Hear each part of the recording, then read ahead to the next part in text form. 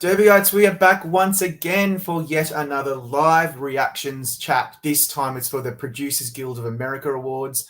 We've heard that everybody in the room is about to take their seats for the very long and exciting show ahead of us. I'm Rob Licuria, Senior Editor at Gold Derby, and I'm here with none other than Denton Davidson, Daniel Montgomery, and Sebastian Ochoa. Guys, welcome to the chat. How exciting, right? We're thrilled to be here.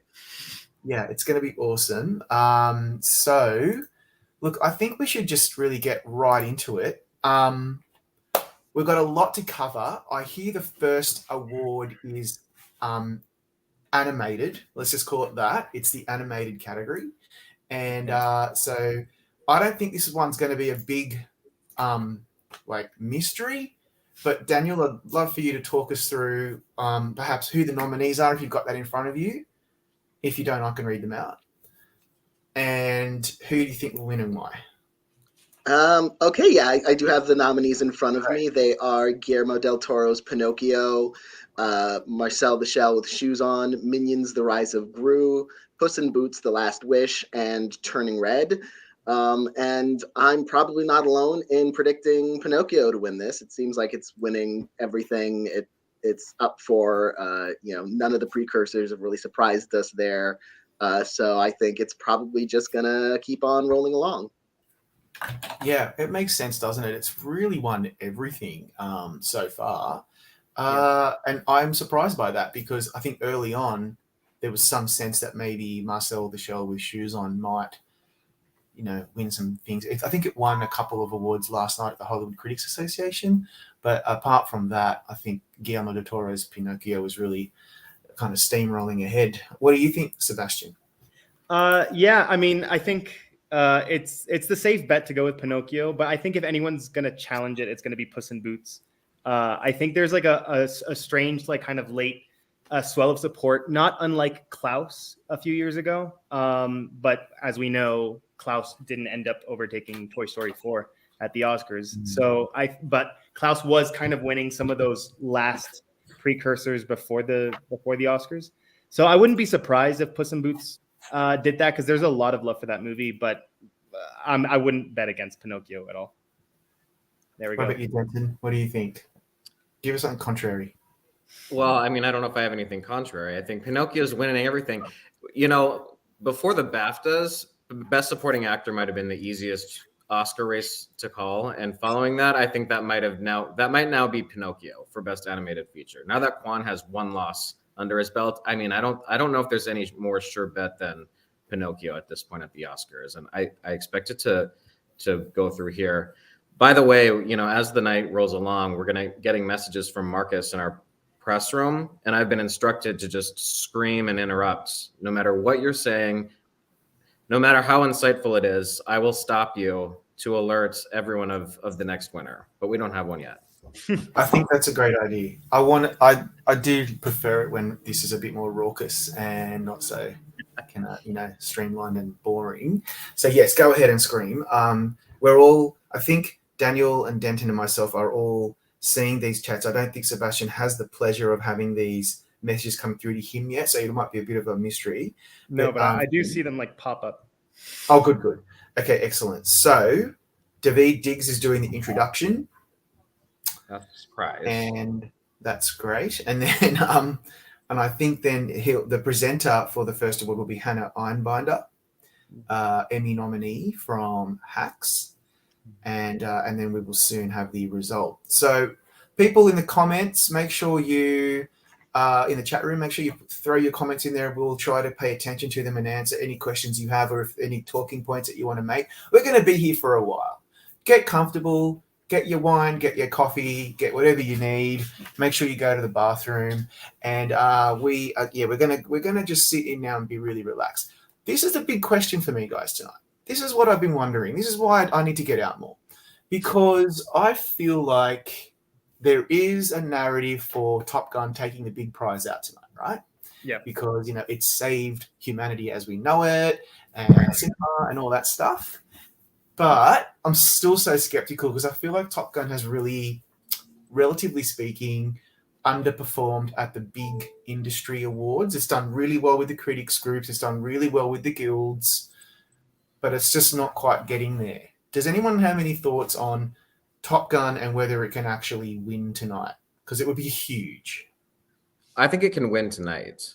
But it's what you said is true. It's not winning. Like it's getting in everywhere. It really did well with the guilds, but it's not winning the prizes where it needs to. I think if it can win anywhere, it's going to be here. And I'm really curious to see how this works because as we've discussed before, this is the preferential ballot here, and so it's the closest that we're going to see to the Oscars. So can Top Gun win on a preferential ballot?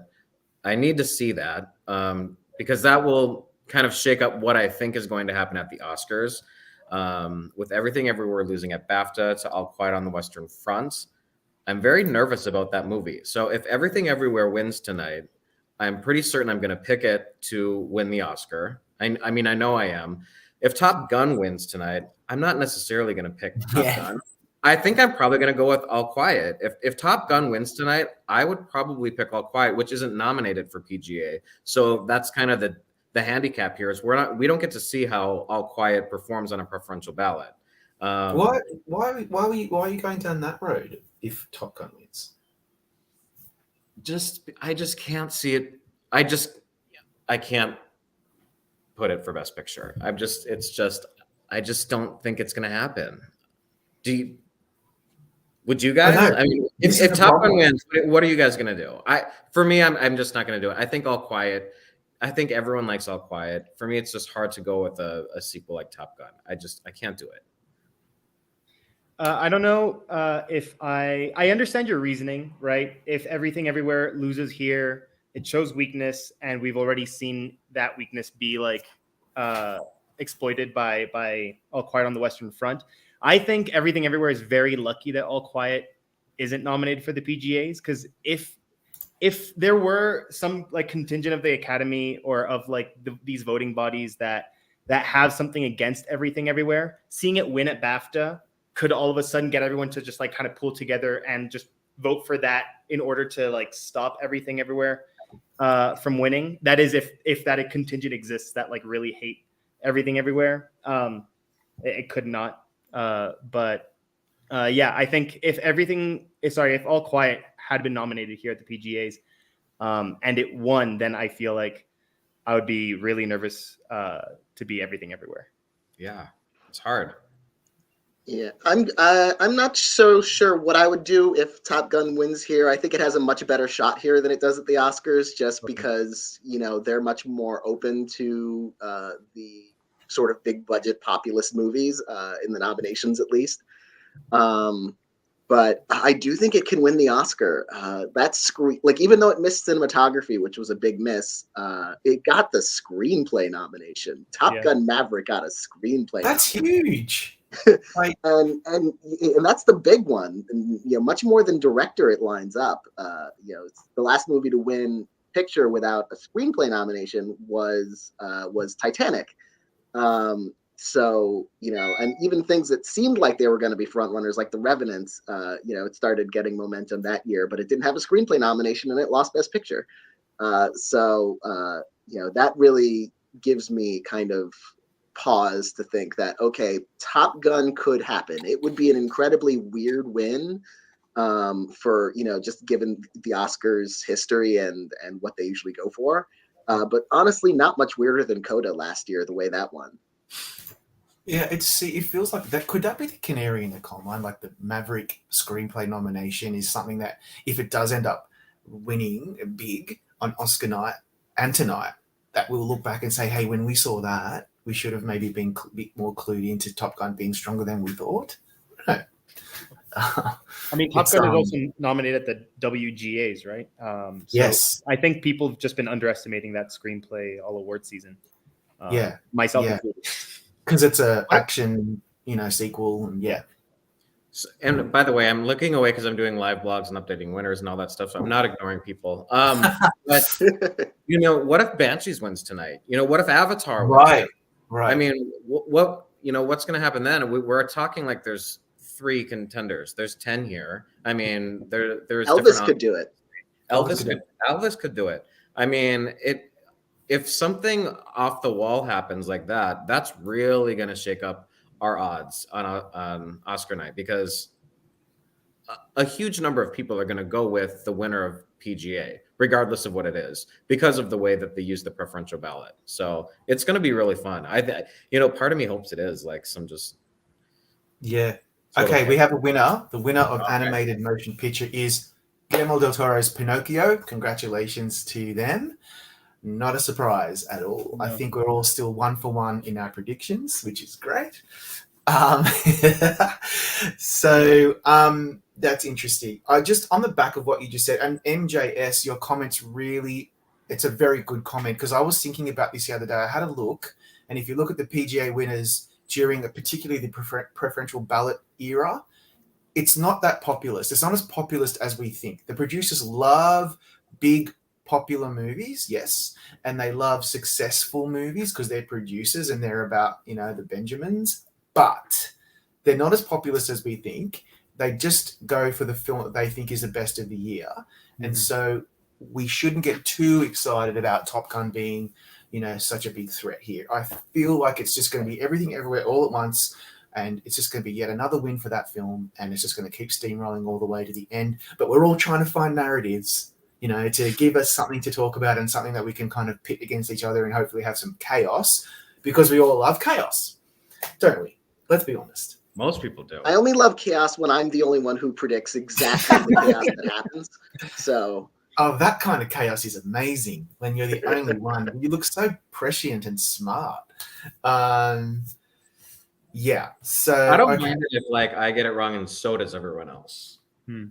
But it is even better. Those are the best surprises. Yeah. Yeah. Yeah.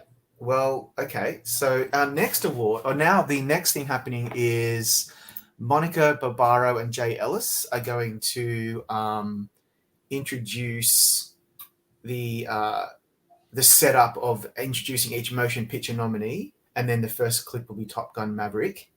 Okay. And then we'll have a special award being presented by BJ Novak for the Norman Lear Achievement Award, the honoree being Mindy Kaling. Let's hope that I thought she was cancelled, so I'm really glad that she's there now and still receiving awards. That's fantastic. I'm just joking. Okay, so we're going to have a bit of time until the next award, which is going to be, what does this say? Live entertainment, variety sketch, stand-up, and talk television. Got to take a breath when you say that one. Yeah. Who has something really interesting and, fascinating to discuss? Go ahead. I was going to mention that I'm pretty sure right now the Annie Awards are going on as well. Speaking about Pinocchio. So, we could see how that shapes up as the night goes on. But again, I think Pinocchio, it's going to be sweeping the award season, and I wouldn't be surprised if it wins at the Annies as well as the PGAs. Double win. Yeah, absolutely. I'm going to admit something now. I'm really ashamed of myself, but I haven't actually seen Guillermo del Toro's Pinocchio yet. What? It's just, you're going to be blown away. I can already feel your reaction coming through. Really? You're going to love it. Okay. I really want to see. It's just like, it's not like the Disney animated film. It's it's one of my favorite films of the year. I loved it. Really? Mine too. Oh, I can't wait to see it. I was really fortunate to watch it here because I live in Mexico, and Del Toro's from Mexico. And the amount of support that Del Toro has among the population here is crazy. And so there's this one amazing cinema called La Cineteca that's kind of subsidized by the government. And they had the whole Pinocchio display where you got to see all of the puppets that they used for the movie. And then in a big sign, it says made 100% from Mexican wood. And it's just everything was just, it was packed. That's awesome. Because they were playing it here before it came out on Netflix. So for maybe a month before the Netflix streaming, it was packed and nobody could get tickets for days and days and days on end. Wow. Especially on the weekends. And it's so accessible. It's on Netflix, so anyone can see it now. Anyone could have just watched it on Netflix, but instead, everyone's just going to see it a couple of days early on the big screen. And I think it's still playing at like months after it's released on Netflix, it's still playing at the Cineteca. That's wonderful. It just goes to show how much love there is for that movie here. Well, I think Mexico is definitely taking home an Oscar on Oscar night because I think this film has it pretty much wrapped up. It looks really beautiful. I remember Netflix sent me this huge box of stuff for the film. I don't know if anyone else got that. And it had like a Funko Pop, and it had a jumper. It was a book. And so like, yeah, this looks great. And we just never got around to it because just trying to see everything is so much pressure. Yeah. What's with the Australian Netflix swag, by the way? That is like I have no idea. Far superior than anything I've ever seen. I don't think I'm even on Netflix's lists. Wow. I think, I just think there's just something about me, Denton. I'm not sure what it is. They don't buy me flowers anymore either. There's something about you. You can buy your own flowers, guys. Just listen to my advice. I can buy myself flowers, yes. You can definitely buy Poet Laureate Miley Cyrus said. Absolutely. Oh, look so, at that. We're being told that Top Gun Maverick clip is showing right now in the room. Jay Ellis and Monica Barbaro are on the stage. So Pinocchio just won Outstanding Music for a Feature at the Annie Awards, according to our comment. Thank you to LA Musing. So there's a bit of debate in our comments about Everything Everywhere All at Once sweeping. I see that a lot on social media lately. Like there seems to be an Everything Everywhere camp and a non-Everything Everywhere camp, and they're all just going at it. And I'm here for it. I'm all over this. I'm really enjoying the fight. So this is what's being said in the comments. I'm sure you can all see it. I was thinking this morning again in my moment of just reflection. I think Tar is going to perform really well. I don't know why. I have no basis, no stats, no facts to back that up. I just have a gut feeling. God help me. So I feel like Tar's going to do really well as well. And I feel like no one ever talks about Tar. Really well where? Like what do you think? The Oscars, yeah. What's really well? Like more than I feel like at the Oscars, it could win screenplay. I think it's going to win cinematography. I think Cate Blanchett is going to beat Michelle Yeoh, sadly. And I think that he is actually in the running for director, because if the Academy doesn't go for Everything Everywhere, it doesn't sweep, that could be a good kind of second place choice, because I feel like people who love it really love that, and it has enough support around the Academy that it could actually do well. Does anyone feel like that has any basis in reality, or am I just talking nonsense? I mean, I think you're talking partial nonsense, but I don't think anything's sweeping. Like, I don't think that happens anymore. Like, I think it's going to be really tough for anything to sweep. I think even if Everything Everywhere wins director and picture, it could lose Best Actress. I mean, it might get editing, it might get screenplay, but it's really difficult to win more than, 4 Oscars now? Was it you, Daniel, that wrote something up about this, or someone? How it's been a long time since anyone has won more than 4. Well, since the Best Picture has, the irony is that the films that sweep are the ones that lose Best Picture. Gravity won 7, Dune won 6, La La Land won 6, Mad Max won 6, and those films lost Best Picture. But of the Best Picture winners, since The Artist, which won 5, every Best Picture winner has taken home 4 or fewer awards total. Do you think those movies that swept so many awards and then lost Best Picture, do you think they would have won if it wasn't a preferential ballot? What do you? I think a lot of them. Gravity might have. I think La La Land might have. Probably would have. Oh, La La Land would have won easily. Yeah. For sure. Dune might have. I mean, maybe not. I'm not sure about if Coda could have done it without that preferential ballot. I just feel like not at all. Right, but I'm talking about the ones that swept all those. Right. The Dune. They won 7 awards. I mean, but Mad Max. I mean, weren't they second in our odds that year? I mean, they were pretty close. They were up there. I think I was predicting George Miller to win director. I really thought he had a chance. That was obviously one of my best moments. So it's interesting, isn't it? Okay, the Annies, while we wait. Best production design goes to Pinocchio again, so that's great for that film. Viva Mexico. Which, by the way, animated production design really needs to get more respect from other awards groups. It really The fact that does. it didn't get nominated at the Oscars for production design is a little silly to me, given how just incredible it is. Do you recall any animated films recently getting a nomination in production design? I can't recall any. I don't think any that I can think Not of. even Nightmare Before Christmas or any of those amazing films. That's crazy. No, when they get nominated somewhere else, it's usually like visual effects, like Kubo, and I think Nightmare Before Christmas did get in for visual effects. Or like maybe sound, and of course in the song and score categories, but that's it. It doesn't, and screenplay, but it doesn't really. It should. I agree. I think production design is one that we're even costume design, to be completely honest, even though they're not necessarily clothes that you can touch, they still have to design them. Okay, so I'm just going through. Oh, we're getting into some controversial territory because someone's talking about Andrea Riseborough winning Best Actress, and you know how I feel about that. I still got her in my number one. I'm not moving out. I refuse to move her out of that for the time being. That's just not going to happen. It absolutely will not. No, well, I think the biggest effect that Andrea could have is possibly like vote split.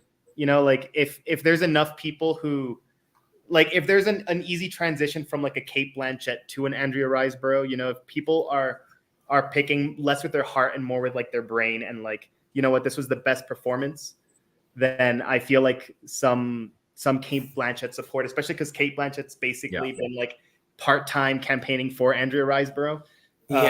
You know, like there could be a vote split that would help Michelle Yeoh, if anything, but even then I doubt it. I still think Cate Blanchett's in the lead, and she's swept everything so far. I mean, we're going to get a big, like, telltale sign tomorrow when the SAGs happen. And if she wins at SAG, can we then all just agree Michelle Yeoh is probably not happening? Because Cate Blanchett has just steamrolled everything. Oh, if Cate Blanchett wins SAG, there's no way I'll predict Yeoh anymore. I switched to Blanchett because she just hasn't lost. I mean, it's hard to bet against when they go head to head. Blanchett has been the winner. You know, the only time Michelle Yeoh got it was, I think, the Golden Globe when she had her own category. Yeah.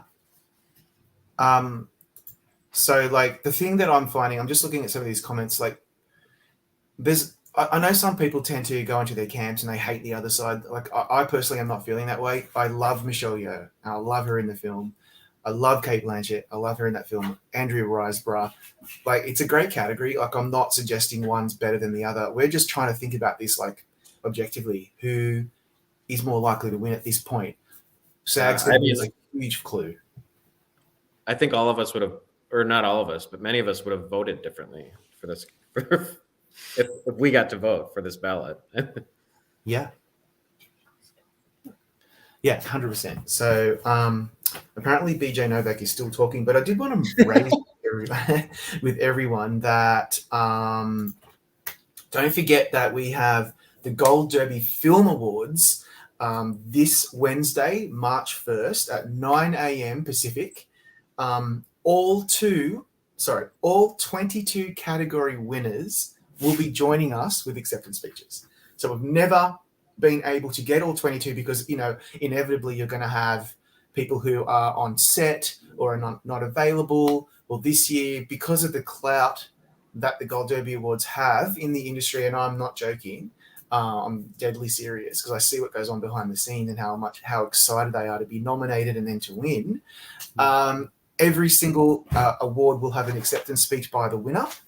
And it's going to be a really awesome ceremony hosted by our in-house editors, most of them. And I cannot wait to tune in. So make sure you all tune in for that, okay? Because it's going to be amazing. And that's our very own. That's our contribution to the awards race. And more I'm finding over the years that it's actually really starting to become something that PR reps and artists and performers actually really want to be a part of. And I got to be there and present a couple of awards, and it's beautiful. It's the best awards we've ever done. So everyone should absolutely tune in. I think I think people are going to love it. And, it's exciting that we got all of these acceptance speeches, and, everyone is really excited to be part of these awards. By the way, Charlie is desperate to get his opinion in here. That Viola Davis will win the SAG award, and we're all nuts. So I just want to make sure that his voice is heard. Oh, okay. Yes. Charlie. Viola doesn't win every year. No. She doesn't. PGA. How does that affect yeah. future predictions? So Denton's already said how if Maverick wins PGA, you'll vote for All Quiet. If Maverick wins PGA, I will probably predict All Quiet on the Western Front to win Best Picture. Okay.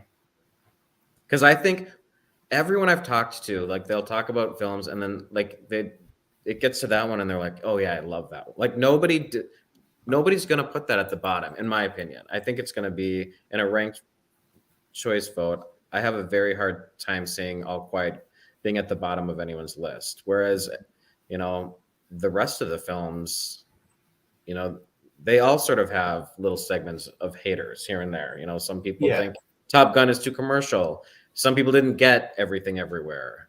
Some people hated Tar, and some people love it. Every film has, people on each end of the spectrum. And I think All Quiet is very safe. And I think Best Picture with this preferential ballot has a tendency to be the safe choice. It's the least hated movie. It's not the favorite movie. It's the least hated movie here. I think the challenge that presents, the biggest challenge for All Quiet, then I think will be getting those passionate number one votes. Because if it's number 2 and number 3 on a lot of ballots, but doesn't have enough number ones, it might be eliminated out of the the instant runoff early. So it really needs to get that passion out, which it clearly had at BAFTA. I did not expect it to win Best Picture, and I certainly wasn't expecting it to win 7. So the passion seems to be there in the industry. So it might have the number 1 votes, but BAFTA's been a jinx in the past, so I'm wary of All Quiet. Yeah, and speaking of the actress race again, Miriam Sala, your comment is a good one. The only thing I have to say, I guess, to counter that argument is I keep being reminded of Anthony Hopkins winning Best Actor over Chadwick Boseman, the late Chadwick Boseman. They changed the whole ceremony because everybody in the universe thought Chadwick Boseman was going to win that posthumously, and it didn't happen. And sometimes I just feel like narratives and sentiment mean nothing to the voters. They just vote for their favorite performance. And Michelle Yeoh is going to get a ton of votes, and so is Cate Blanchett. It's going to be super close. That's why none of us can really fully call this yet. But I just don't know if narrative really counts. It should. Because Michelle Yeoh's been acting for a very long time, and she's amazing, and she should finally win. Cate Blanchett has 2. Does she need a 3rd one now? Really? I get it. I totally get it. But if it hadn't been for, you go ahead. I mean, I'm just saying, if I was a voter, narrative means nothing to me. I would always vote for what I thought the best performance of the year is. Narrative annoys me. Like, I'm not into it. Like, just give the Oscar to the person who had the best performance. I don't care how long you've been acting. I don't care what you've done before, or if you're new or old. I would always just vote for who gave the best performance. But that's just me. I like to play fair. I don't play favorites. Yeah. Narrative matters a little bit to me. Like if it's a close race, like if hypothetically I were about even on Michelle Yeoh and Cate Blanchett's performances, like the fact that Cate Blanchett already has 2 would push me to Michelle Yeoh to break that tie. But and if it hadn't been for, honestly, Frances McDormand winning her 3rd for Nomadland when that category was all over the place, right? Like the Academy doesn't seem to have any qualms about giving someone a 3rd like that. I mean, it took Meryl Streep a long time to do it, but Daniel Day-Lewis got his 3rd just 5 years after his 2nd. And Cate Blanchett, it's been about a decade since Blue Valentine, so. Maybe voters think she's due again. Yeah. Totally. I mean, I understand. I think, like, for instance, Glenn Close, I was really rooting for her to win Best Actress because, like, she, like, because her the span of her career already deserves a couple of Oscars. You know what I mean? And I actually did really enjoy The Wife. Like, I was one of the few people who watched it and I loved it. And I thought that she gave an Oscar worthy performance. It wasn't just like a hand me down. It was like, no, she deserves it for that and for a bunch of other things that she's done in the past.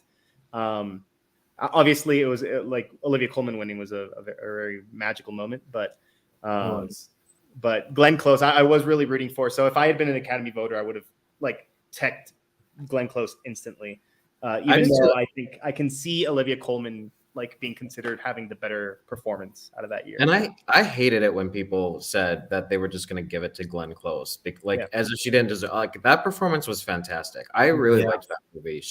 She would have been a deserving winner. It wasn't just about her narrative.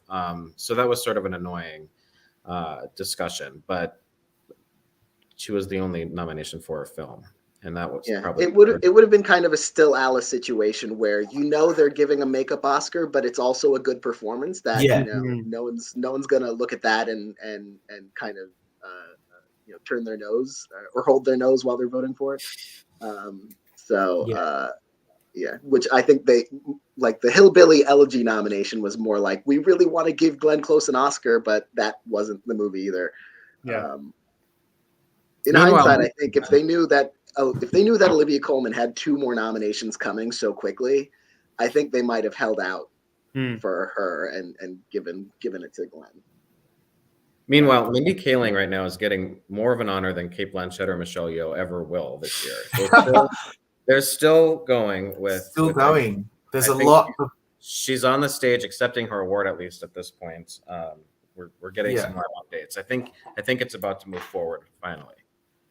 Yeah, Mindy Kaling. She just has such a very long, distinguished body of work that they want to honor tonight. I'm sorry, I'm being a real smart ass. John C.R.A.'s comment is a good one. I agree that I wish Colin Farrell was the out and out locked front runner in Best Actor, because that's my personal preference. But that doesn't matter. We all have subjective opinions, and so I get that some people really love Brendan Fraser, some people really love Austin Butler, Paul Mescal, I love him as well, and of course Bill Nighy, he's so good in Living.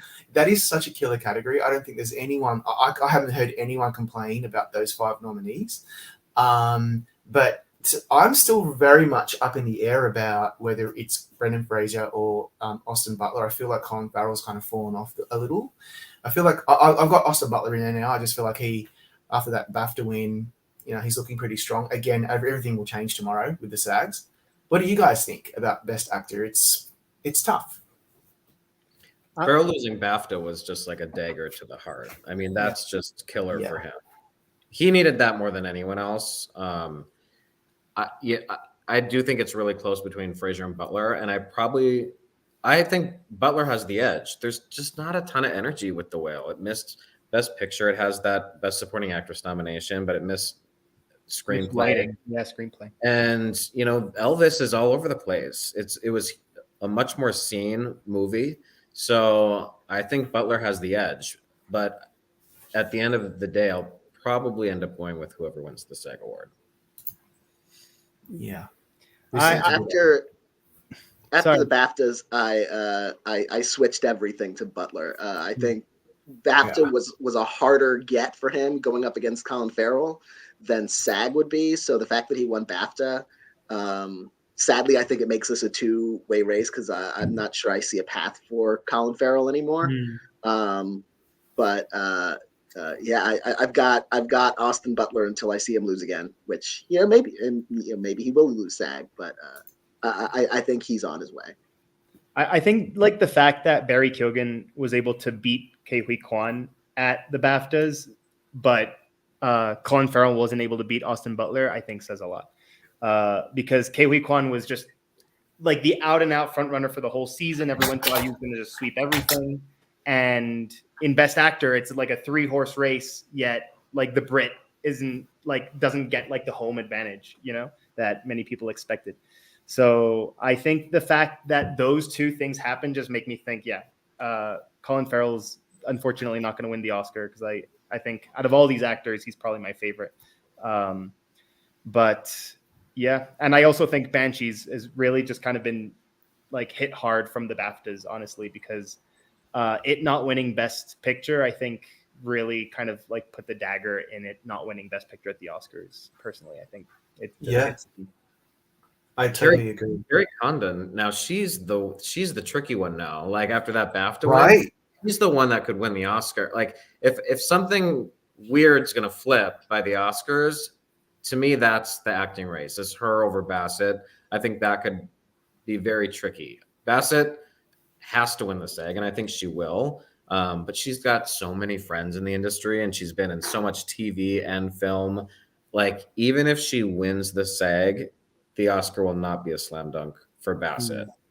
No, that especially MCU given the thing- kind of movie that Exactly. to win for an MCU movie would be obviously a first. And it kind of reminds me, like, if it does end up going to Carrie Condon, kind of reminds me of the Juliette Binoche year, where she won for The English Patient when everyone thought, they were going to give that basically sort of a lifetime achievement Oscar to Lauren Bacall, and they ended up going with the star of the Best Picture nominee. So that we could see that happen here too. Yeah. I've got a really big surprise for you all. You ready? Here we go. Matt Noble. Hello! It's the surprise. How are we going, everyone? Aussie times two. Yeah, so now 2 Aussies, 1 Mexican, 2 Americans. So we're getting a bit more parity. It's good.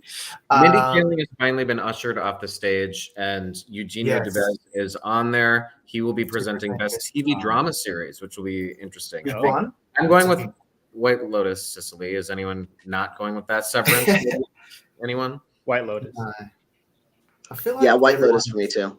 Yeah, I'd love a Better Call Saul win, but I think White Lotus. For the nominees are White Lotus, Sicily, Severance, Andor, Better Call Saul, and Ozark. That's a great group. I'm really happy that Andor's there because I just feel like that's on its way to an Emmy nomination as well. Better Call Saul, this is its final chance. And Severance, I probably would have picked Severance had it not been White Lotus, Sicily. But I just feel like it's the safe bet across the board now to just always go with the White Lotus until it falls off the radar. So I assume you're all going with White Lotus, Sicily. And it's going to be an interesting one. So he is now on the stage. He's presenting Best Drama Series, so we'll get that announced any second to tell you all. Yep, that sounds good. I'm just looking through the comments as I thought I was going to mention something. Oh, with Angela Bassett, right? Okay. Before I start, I just think I'm getting a result here, so just bear with us.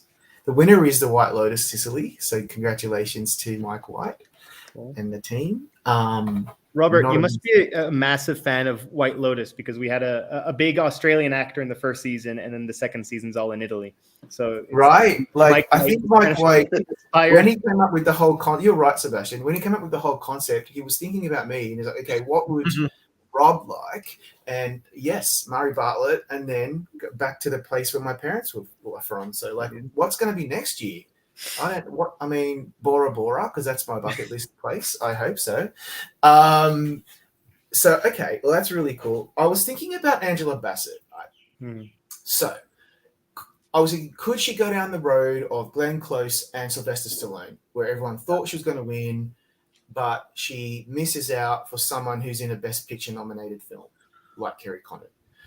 Then our colleague Jack Mahanes wrote to me this morning and said, "Hang on a sec, Rob, but at least Black Panther: Wakanda Forever is nominated elsewhere. It's got like 4 or 5 nominations across the board. It's not the same as The Wife and Creed."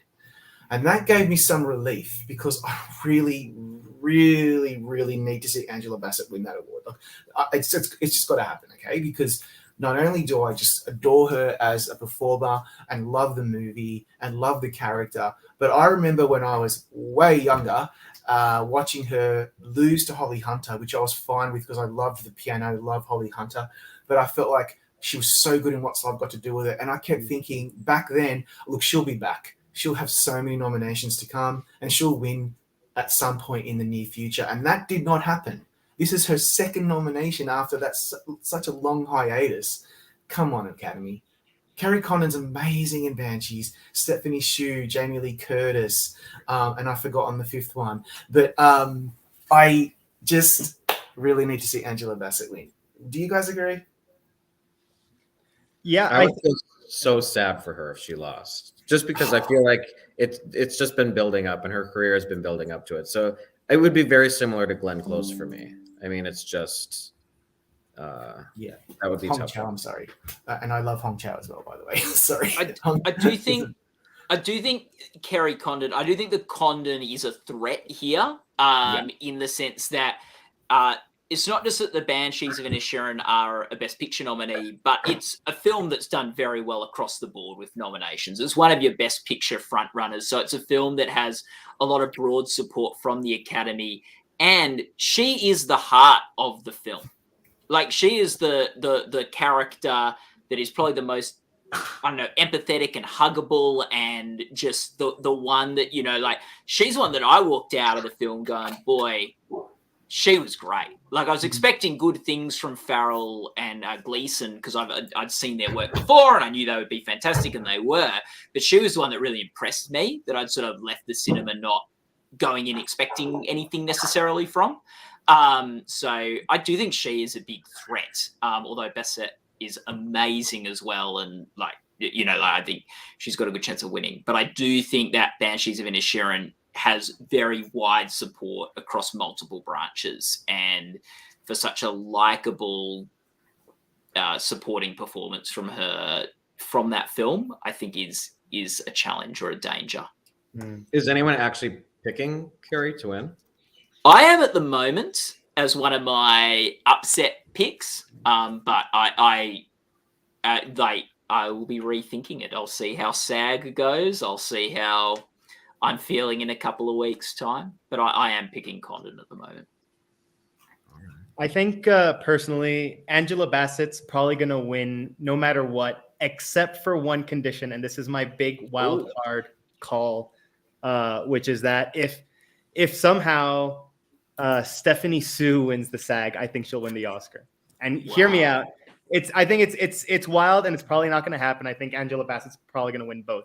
But I think even if Kerry Condon were to win SAG, which I think is unlikely, I still think that Kerry Condon's performance is still like a little bit subdued. Like, it's really, really good, but it's not like, you know, one of those movies where she's like yelling and screaming, right? As deserving as she is. Stephanie Hsu is like the movie, right? Is Everything Everywhere All at Once. She's basically a co-lead.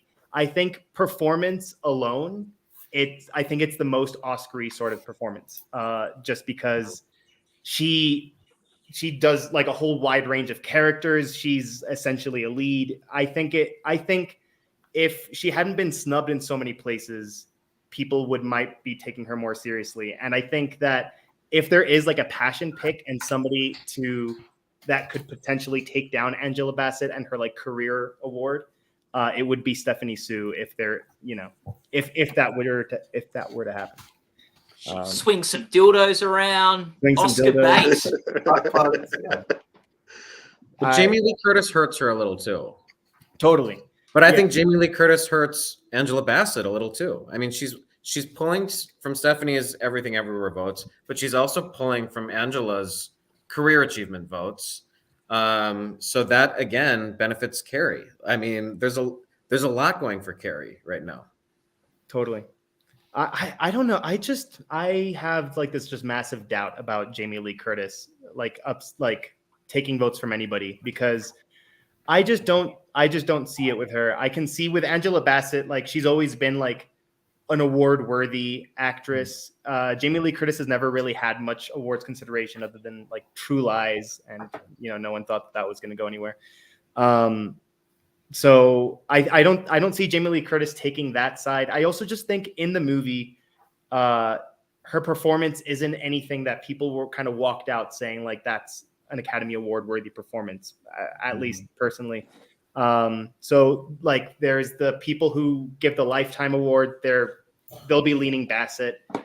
The people who are looking for like the best performance, they might be going like a different direction. I've always doubted Jamie Lee Curtis a little bit. And I think the nomination was the win for her. When I saw Everything Everywhere All at Once, you are right. Like, because I'd heard stuff about Jamie Lee Curtis. I hadn't heard anything about a co-star.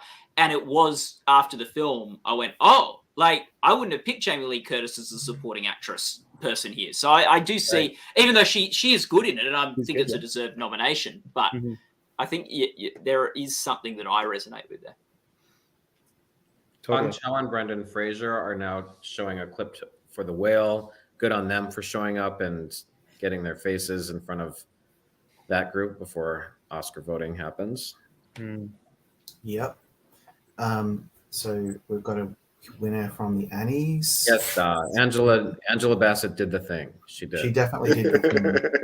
I thought it was Angela Bassett, but anyway, that's yes. I've been on gay TikTok, and it's just like everyone is living their best life since BAFTA. Yeah, I mean, they spent a week on the Rihanna Super Bowl halftime show, and now it's Ariana DeBose at the BAFTAs. What will be next week? Who knows? But yeah, that's funny. I feel kind of sorry for Ariana DeBose because she just went out there and did her best, and anyone who's making too much fun of her should probably quit it. Just leave her alone. She's an Oscar-winning. A lot of it is affectionate, thankfully. It's people are kind of living for it as a kind of camp classic. It's it's campier than a row of tents. Like, that is really something else. And it'll pass. I mean, it's not like a career killer. I mean, she wasn't offensive. Nah, it was great. I mean, Jamie Lee Curtis, she is all of us. Like, honestly, and she didn't write it. I don't know who wrote it. I would like to know who wrote it. Yeah. Okay. Well, we're hitting a bit of a lull. We're waiting on the next category. What is the next? So looks like Dave Bird will come out from Lil Dicky. Yeah. So he's got that amazing FX show called Dave. He's a really good comedian. So he will be coming out to present the award for live entertainment variety and all the other things that I said. So the nominees there are Saturday Night Live, Last Week Tonight with John Oliver, Jimmy Kimmel Live, The Daily Show with Trevor Noah, and The Late Show with Stephen Colbert. Not really the most exciting nominees. I think they're exactly the same as the ones we get at the Emmys, but that's okay. They're the best, and they're great. And there were plenty of other shows that missed out, unfortunately, but that's okay. There's only 5 slots, and it is what it is. So who's winning there? I have a feeling it's just going to be Saturday Night Live. I think it's come off a pretty good season from last year. What do you all think? Anyone saying not Saturday Night Live? I've got Last Week Tonight. Yeah, so do I. And it won last year. I think it's one of those shows that keeps winning stuff. That's doesn't it? And I don't know why. I mean, it's more so than for me, I think Saturday Night Live seems like it would be more difficult. Well, I guess more from a directing standpoint, which Saturday Night Live does well with. But Last Week Tonight, it wins all the time. Yeah, you're right. Actually, I'm kind of surprised that Saturday Night Live is actually so high in our odds. Like, because all I did was look at the last 5 years of winners, and it was Last Week Tonight with John Oliver. So that's why I picked it. Yeah. I wonder if Ariana DeBose will turn up to the Oscars to present. She should. She won last year. And I'm so excited to see what she might do when she's up there, what they might let her say or sing or rap when she's hopefully presenting Best Supporting Actor. That would be really cool, actually. Ke Huy Quan did the thing. Yes, that's what I'm hoping for. When she opens the envelope, he can definitely do the thing. Since the BAFTAs, I've just been listening to West Side Story on shuffle on my phone. It's good. I just love the music in that movie. Same. I love that music. It's so good. There's a bit of a chat going on at the moment about original song. Most of us have Natu Natu winning from RRR. I always find it hard to say that. It's a shame that film didn't do better at the Oscars at just one solitary nomination. People are suggesting that Rihanna could be. We have a winner, by the way. It's last week tonight with John Oliver. I was wrong. It happens from time to time. I should have called that one. That seemed like a no-brainer. Anyway. I made the same mistake, Rob. I went with SNL, but I should have gone last week tonight. Yeah, I think there's something in the water down here. So I know one thing. There's one thing, guys, that I feel like is an absolute guarantee, and that is the performance of Natu Natu will be incredible. It will slap. It will be amazing. People will be talking about it. It will really get the crowd going. I'm very confident in that, and I'm looking forward to it. I really am. It's going to be amazing. It was my favorite part of the film because it was just so joyous to watch. If they can actually get like Ram Charan and NTR Jr. to go and do the dance, though, Right? it would be the greatest moment in Oscar history for me. Like if they can, and they pull off the actual synchronized dance moves with a full band of drums and that song. I mean, that would be the most epic performance. Incredible. Yes. Yeah. And the ratings. I don't know if they have it in them. That's a lot of work. I interviewed both of those guys, and they told me how much work it took. I mean, I think Ram Charan had to get an ACL surgery, and so I doubt that they would want to put that much rehearsal and pressure on themselves, but it would be epic. Yeah. I wish that the best song category. This is like a small part of me just wishes that like it's only restricted to songs that are like sung or played during the movie, because I'm always just like kind of underwhelmed whenever a film whenever a song gets an Oscar for kind of being played like over the credits. And I think the same thing before. I totally agree with you. Right?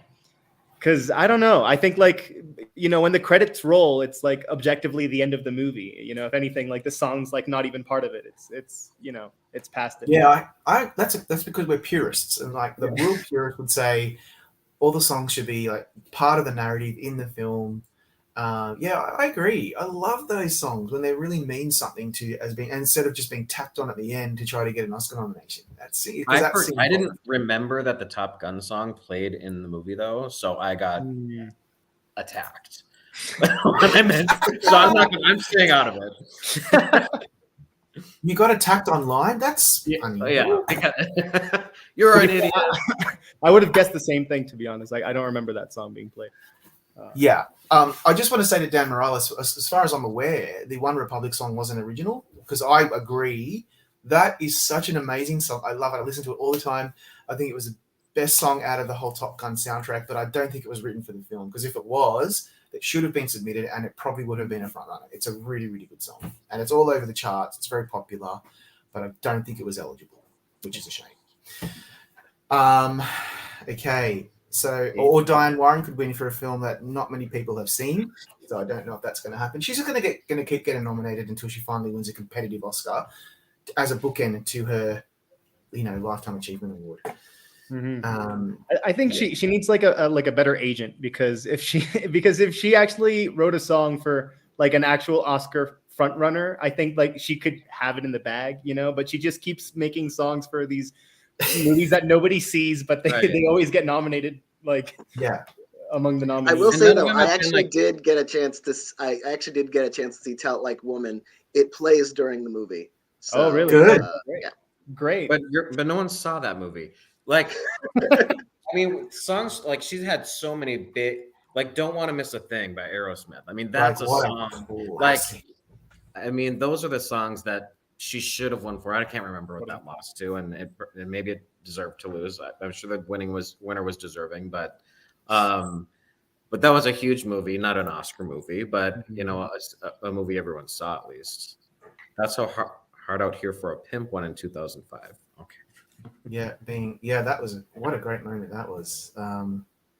So just so you're aware, Paul Dano and Michelle Williams came out to take the stage and show a clip of the Fabelmans, and now Ron Howard is presenting the Milestone Award to Michael DeLuca and Pam Abdi, and Marcus is predicting, because he's the one who is in the room, that it will be a very long segment. So this might be your opportunity to fill up your drinks, go to the bathroom, go and get a bite to eat, whatever you want to do.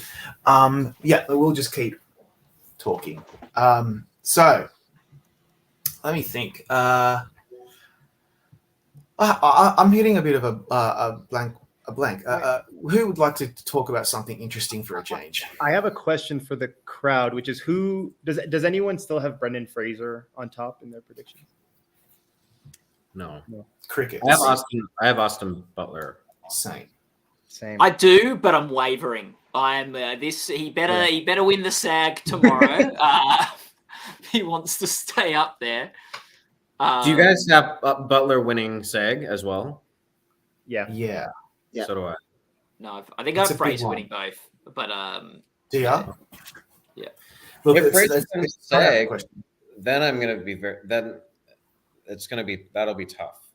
Yeah. But Brendan is hustling. He's making some really beautiful speeches, and he did one last night at the HCA, and he's beloved. And this is his moment as well.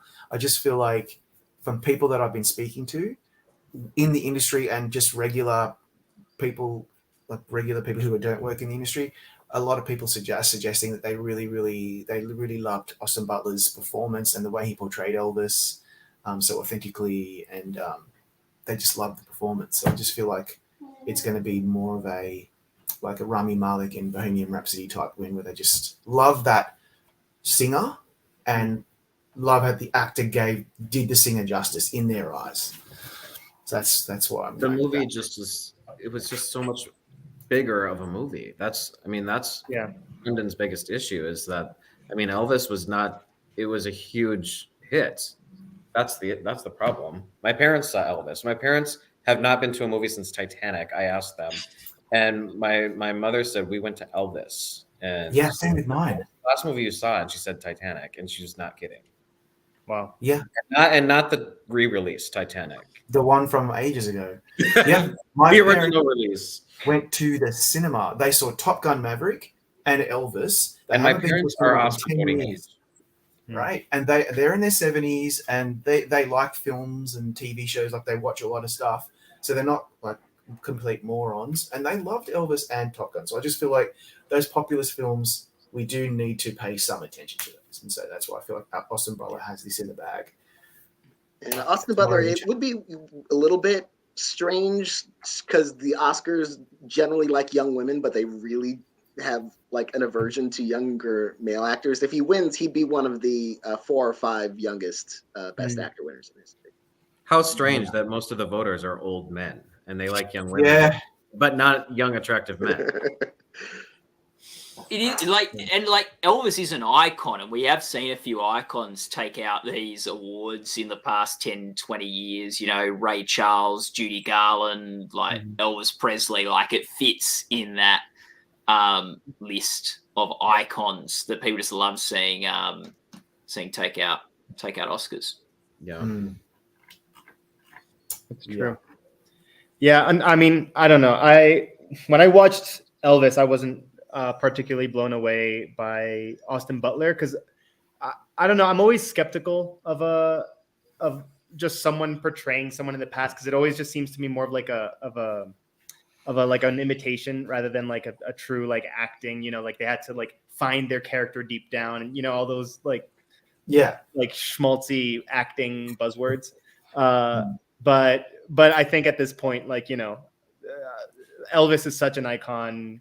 And the movie's up for Best Picture. The fact that The Whale is I think just like kind of closes the deal on that. And we've talked a lot of people have talked. There's been a long correlation of Best Makeup and Hair and Best Actor, and for a long time people were saying both would go to The Whale. Yeah. And now a lot of people are saying it's actually Elvis that it's going to go to. Elvis could win Hair and Makeup and Best Actor. Do you guys think that Elvis will win Hair and Makeup? I have that predicted right now. Okay. Yeah, I currently do. It's close. I think the makeup in The Whale is a little bit. I think they have votes taken away from the Batman.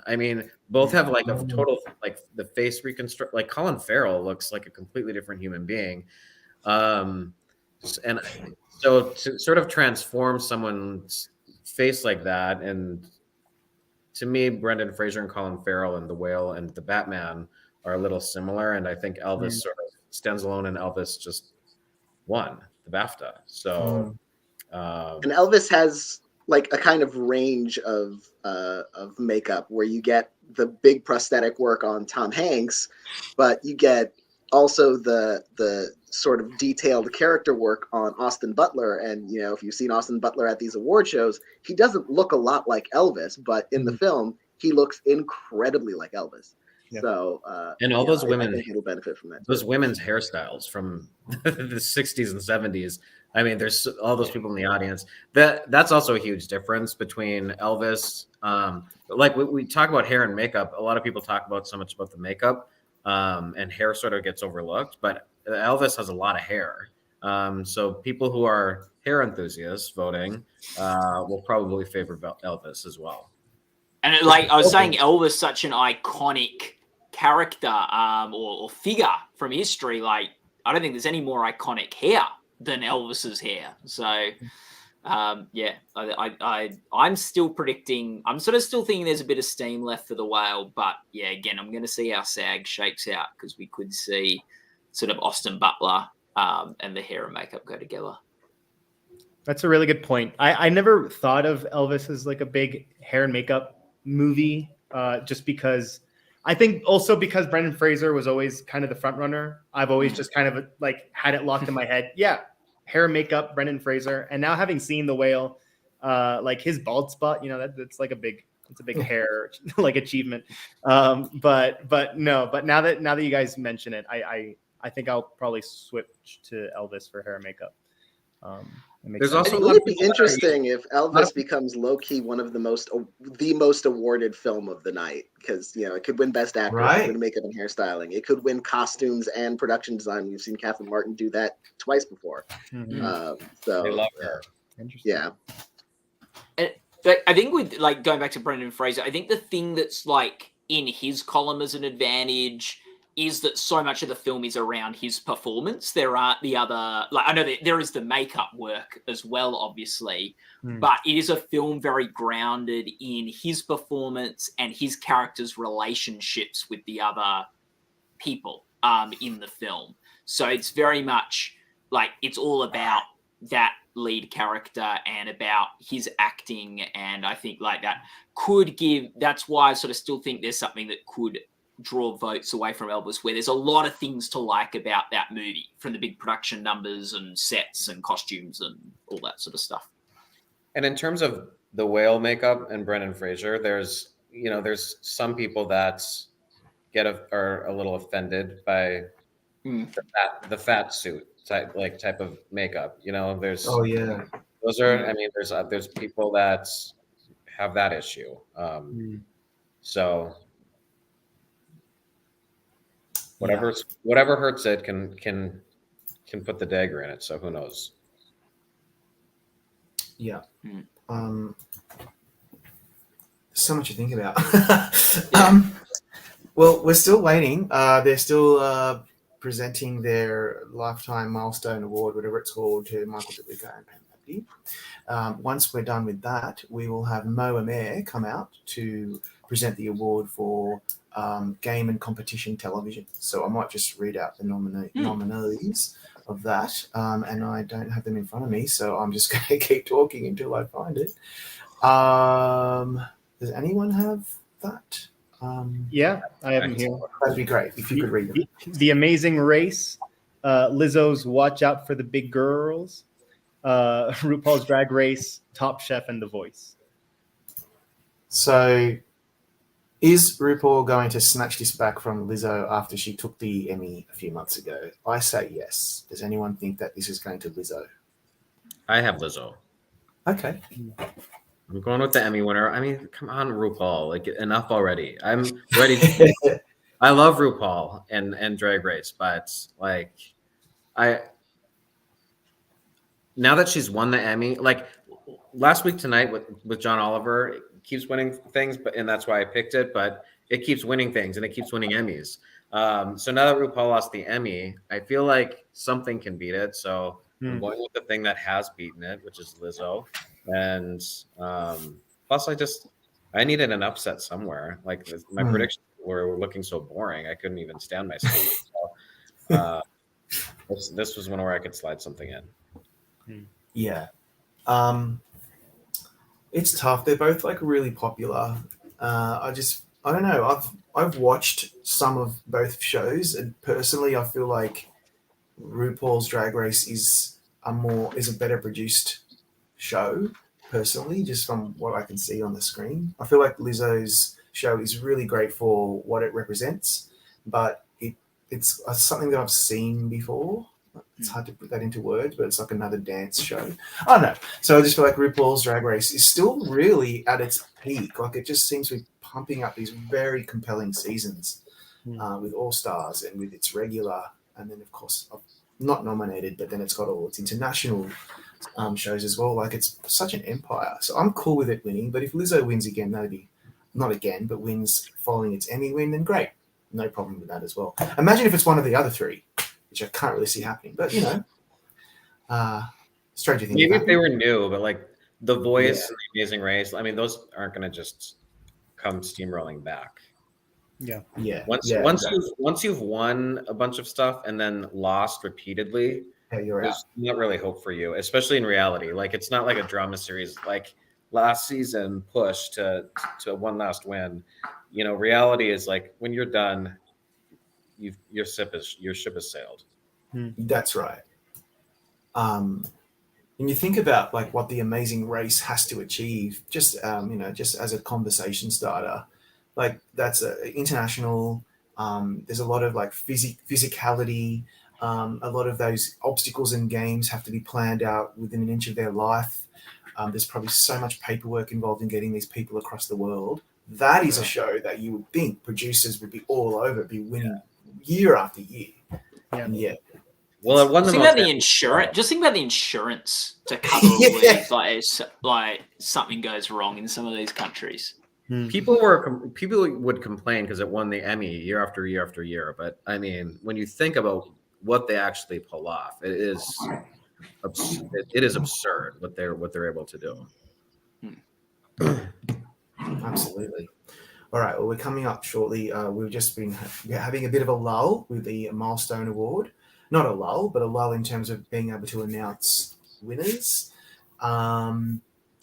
You know what, everybody in the comments, if you could just throw in what you think is going to win the big one of the night, whether you think it's Everything Everywhere All at Once or the Banshees of Inisherin or Top Gun Maverick or Elvis or whatever. I'll put it in there and just so we can just start seeing where people are headed. I feel like we've got the EEAAO crowd and then we have the non-EEAAO crowd. And meanwhile, we'll just keep waiting for the next category. So for people who have just joined us, we're getting up to nearly 400 viewers. About half an hour ago, we were talking about Best Actress. It seems to be a category that a lot of people want to talk about a lot. We probably won't go down that road much anymore, but to recap, obviously it's a very close race between Michelle Yeoh, Cate Blanchett. Then, of course, you've got Ana de Armas, Andrea Riseborough, and oh God, why am I forgetting the third one? Michelle Williams. Thank you. And it seems like a bit of a two-actress race between Cate Blanchett, who has swept pretty much the field where it counts, and Michelle Yeoh, who is the lead in the film that most people are talking about and seems to have a bit of a narrative behind her if you think narratives matter. So, that's where we're at with that. So it looks like we are getting a nice mix in the comments. There's a lot of Elvis fans with us today. There's a couple of Tars, a lot of EEAAOs, Top Guns. There's a couple of Banshees. So, it's looking like it's... we just got a announcement of Puss in Boots: The Last Wish winning Outstanding Editing in a animated feature. That's awesome. Congratulations to Puss in Boots. Who would have thought that a Puss in Boots sequel would have been so damn good and so well received? I did not have that on my bingo card. All right, Mo Amer has come out to present Best Game of Competition Television. So he'll be announcing that shortly. So that's great. We're moving on. We only have another 8 hours to go, people. So it's okay. We don't have that. This is going to be. This is going to be a long night. We're an hour and 9 minutes in live, and wow, I don't know. Of I should have gone back in time and tapped myself on the shoulder to say, "Don't agree to host the PGAs, it's not going to be good for you. No, I'm kidding. It's just going to be a long day. All right. So, who would like to, while we wait, who would like to discuss something that we haven't touched on yet? I did want to ask people: is everyone else changing their prediction to Navalny for documentary, or is it just me? I have. I haven't yet. I still got Fire of Love. I'm sort of it's sort of hinging on PGA for me. If Fire of Love wins PGA, I'm going to stick with it for the Oscar. If Navalny wins, I'm probably going to switch. PGA did predict the Oscar winner correctly, I think, the last 2 years. So, yeah. When it's weird when there have been a lot of years of mismatch with the PGAs and the Oscars for documentary, but it happens when the PGA winner is one of those shocking snubs at the Oscars, like Jane, Apollo 11. So they win the PGA award, but they're not nominated for the Oscars. When the PGA winner is nominated at the Oscars, it almost always wins. Fire of Love is great, but it's like this sort of slow romance of these very odd scientists digging in volcanoes. I mean, it just doesn't feel like it's going to win to me over sort of this intense thriller that we're sort of watching happen live in front of us. And I think we've seen that happen a lot in best documentary at the Oscars. It's, there's got to be some sort of relevance and importance. And although Fire of Love is beautiful and it's done really well, I think Navalny is just so important. But yeah, it's in the zeitgeist. Like 2 weeks ago, everyone had All That Breathes at number one. So what happened? Yeah. What happened to that? Just BAFTA, I guess. I think BAFTA helped. Yeah. After BAFTA, I watched Navalny because our colleague Tony Ruiz was telling me how wonderful it is and make sure you watch it. So I did, and I was so blown away by it. I immediately moved it up there. So anyone who sees this, with what's going on in Ukraine right now, and just on the world stage, see how you can not vote for it. It's so good. There's a scene where, without making any spoilers, where Navalny is on the phone with certain people who were involved in his poisoning, and it's just breathtaking.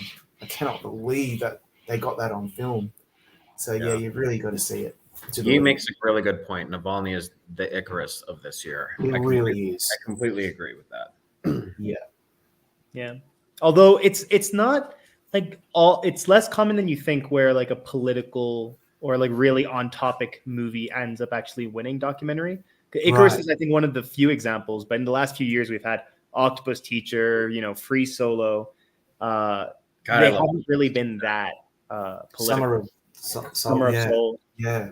Totally. Yeah, they go for feels a lot, which is why, like, when All the Beauty and the Bloodshed looked like it was the front runner for a while, I had Fire of Love in there just because, like, I could smell an Octopus Teacher moment happening where the momentum was going to shift in another direction.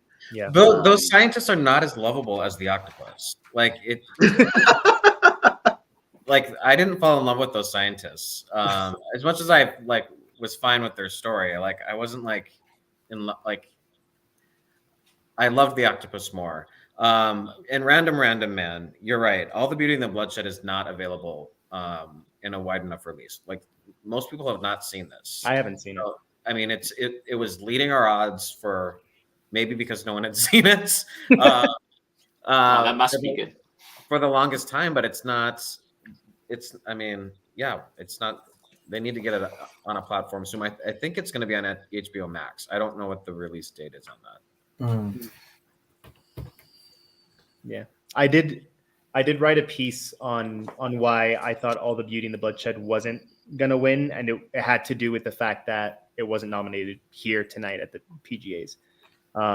Because from what I found, whenever a winner, whenever the winner of the Oscar isn't nominated at the PGAs, it's because almost none of the nominees have any association whatsoever. Like PGAs just came out with like a totally different list to the Oscars. But the times that there have been like multiple nominees nominated for both, it's always one of those that ends up winning the Oscar.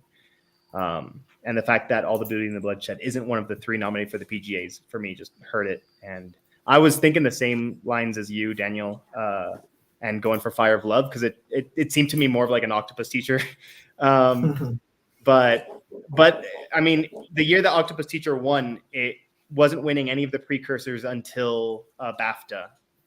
So the same sort of thing, I think, that's why I've switched to Navalny, because I think like, no, it's happened, and I think people are going to start kind of rooting for that movie.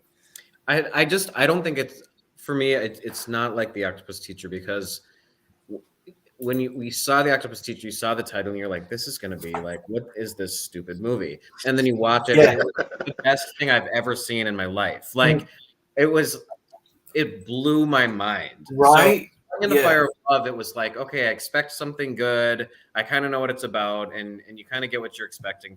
But with Octopus Teacher, it was like nothing I've ever seen. I thought it was going to be like a National Geographic type of like ho-hum. And to me, it's the best documentary I've seen since Searching for Sugar Man, which was my favorite Oscar-winning documentary. God, that Octopus Teacher, I mean, I cried so hard on that one. It really affected me. Like, now there's no way that I'm ever eating octopus again. I tell you that much. No, I will. It's a good movie, though. It's a really good movie. It's a great movie. I really liked it. Yeah. And it wasn't really a big critic hit either. No. Octopus Teacher. So it was really just the vibes that got it through at the Oscars. And it was just like it became kind of a cultural phenomenon a little bit. Go ahead. It and the through line between is this correct, between Icarus and Octopus Teacher? They're both on Netflix. Yeah. So like they're quite accessible for people to be able to watch and see, even though they're vastly different films. Totally. Yeah. Yeah, the fact that Navalny's in HBO is really gonna help. How about this comment here? Can we talk about the editing category and how? Let's do that. It's a good one. They're thanking everyone they've ever met, so we've still got some time. Does anyone have anything that's not Top Gun for editing? I have everything everywhere. I have everything everywhere as well. How come? I think that's very smart. I was thinking about that the other day, because I was looking at how many times has he won recently. Like, I've forgotten the editor's name. I'm sorry. But he's won a few awards recently at smaller little precursors, and I just figure, well, okay, maybe this isn't Top Gun. And the fact that Top Gun didn't get into cinematography just really worries me about its chances in editing. So, you know what did it for me was that Everything Everywhere won BAFTA, and BAFTA hated Everything Everywhere. Right. Yeah. Everywhere else. Like they didn't give it nothing else, and it won editing. So if it can win BAFTA, then I feel like it can win the Oscar. If BAFTA hate it, well, I mean they didn't hate it. I'm being a little dramatic, but they didn't give it anything else, and they could have easily just went with Top Gun as well, and they didn't. So I'm going with Everything Everywhere based on BAFTA. Yeah. And it's a little bit surprising to me. It's been, surprising to me throughout the season that Top Gun has been seen as the front runner so strongly. Just because Everything Everywhere All at Once is so conspicuously edited, and the editing is such a big part of the storytelling of that movie, because it's jumping between dimensions and times and places, and so the editing really stands out there. And for the Best Picture frontrunner, I've had that. I think I had that predicted before BAFTA, but BAFTA really kind of, like, the fact that they gave it to Everything Everywhere and they didn't give that film anything else. It's still won editing. So and Everything Everywhere like it better. It won Critics' Choice. So why is Top Gun Maverick even our front runner anyway? Like, I don't know. I actually have Top Gun at number 1, and I'm pretty adamant about it. I get it. Well, no, so the reason I'm going along those lines, and I know this year could be just an exception, but there's such a strong correlation between the editing and sound categories I think I just wrote a piece about it. Since like 2004, I think every single editing winner has been nominated for a sound category. Has won a sound category. So, and I know that before those used to be 2 categories, so that like it was a bit more likely. But I think like, for instance, even in the year like Parasite, right, where it overperformed everywhere, it won director when people weren't really expecting it to, and a lot of people were expecting it to win editing, and then it loses to Ford versus Ferrari, a movie that won a sound category. Parasite wasn't nominated for any sound category. So I think just the fact that Everything Everywhere isn't nominated for a sound category for me is like a killer, because I wouldn't have expected it to win had it been nominated. But at least if it had been nominated, like, okay, then maybe there's a bit of like, it's the correlation kind of still stands strong. But the fact that there's no sound nomination for Everything Everywhere, that's what's giving me the edge to like Top Gun. There's just the correlation's just ridiculously strong, I think. Wow. Okay. That's good to know. I forgot about that. Watch Best Editing, go to Elvis then. The interesting thing would be to look at also the films that were able to win editing that didn't win sound or may have not been nominated for sound, and what types of movies were they? Yeah, like what, which I don't have off the top of my head right now. But those examples would have been probably in the like early 2000s or so a different time. It's just a different time too. Yeah. Right. That's fair. And I think for me, just like the big killer was just the fact that Sound of Metal won editing. Like, again, a movie people weren't really expecting it to, but everyone knew it was going to win a sound award, and it did. Well, it won the only sound award because at that point it already had merged. And then same with Whiplash. Whiplash was a movie that people were not expecting to win Best Editing. And it just, it got off of that sound correlation, I think. So many upsets have happened at the editing, and it's almost always, it's always gone in the last like 2 decades, basically, to a sound strong film. Yeah. That's a really good point. But as I'm looking at this, Elvis could win sound as well. I mean, it's the only music film. Totally. It doesn't have any, and a lot back in when they were split between sound editing and sound mixing would almost always go to the music film. So if Elvis would have been a sound mixing slam dunk if that category was still here. So I actually currently have All Quiet on the Western Front. I don't know if I'm going to keep that there. I think I was just playing around for a while. But if Top Gun wins anything, it could be. It could win a few things. I don't know what I'm talking about anymore. We have a winner. Oh, here we go. It's Lizzo's "Watch Out for the Big." Woo! All right. I think you guys are onto it. The age of RuPaul, I think, is over. And, well, she's not coming back. So, at least there's no plans soon. So he'll just win again next year. He just had a year. Yeah, but for this year, RuPaul, sashay away. Okay, I'm sorry. You don't get to win the PGA. I've always wanted to say that. Lizzo is not there to accept, according to our amazing editor in the room, Latasha Ford, who's with Marcus Dixon. So, good for Lizzo, though. Like, wow, she just won a Grammy. Now she's winning PGAs and she's winning Emmys, and she's just a legend, and we love Lizzo. What's not to love? So good on her. I'm really happy for her, even though I thought she was going to lose. Okay, so very happy about that. Yeah, totally. All right, now we're getting a PGA segment. We don't know what that means. And then we're going to get an intro. Kerry Condon is going to intro the Banshees of Inisherin, of course.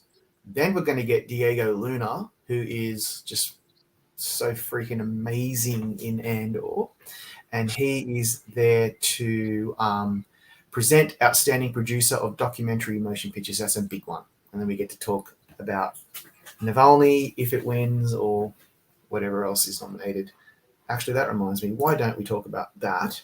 The nominees, the documentary feature, are Navalny, Fire of Love, Retrograde, All That Breathes, Descendant, The Territory, and Nothing Compares. So now, using Denton's talking point earlier, we'll just watch Nothing Compares win, and then hopefully what's her name? Sinead O'Connor is there to accept, and then she can rip up a picture of the Pope. She can do whatever she likes. She's Sinead O'Connor. But all right. So there's 7 nominees in that category. I don't know why. So Doug Farber is on the stage again for PGA messaging, whatever the hell that means. So A lot of screen time for Doug Farber, or non-screen time, stage time. stage time, yes. I wish they would just televise these ceremonies. That some of us would watch. They'd probably get 400 or 500 people watching, and that's enough to pay for the production. All right, guys. So what should we move on to talk about next? Does anyone in the comments want to talk about something in particular, apart from Austin Butler? Because I feel like there's a lot of Austin Butler stands in the group, and that's great, but we're going to move a little bit away from that now and talk about other stuff. We haven't chatted about screenplay today. I think we should, and that's Love it. your cue. Okay. I feel about women talking the same way I feel about Angela Bassett, where it's like they're front runners. I still think they're going to win, but they're just the fact that one's in Black Panther, the other one isn't nominated anywhere else but Picture. I just think that they're both so vulnerable, and I could see All Quiet or maybe even Top Gun taking adapted screenplay over women talking. I don't know if anyone else agrees with me. I agree. switched off Quiet after BAFTA. Women talking is just so underrepresented. It's just All Quiet has the much broader appeal, so that I switched to that one, and I still have Banshees for original over Everything Everywhere. Top Gun I have in third. I can't believe that. I mean, a lot of people do think it's going to win Best Screenplay. I can't predict that. It's just I just can't do it.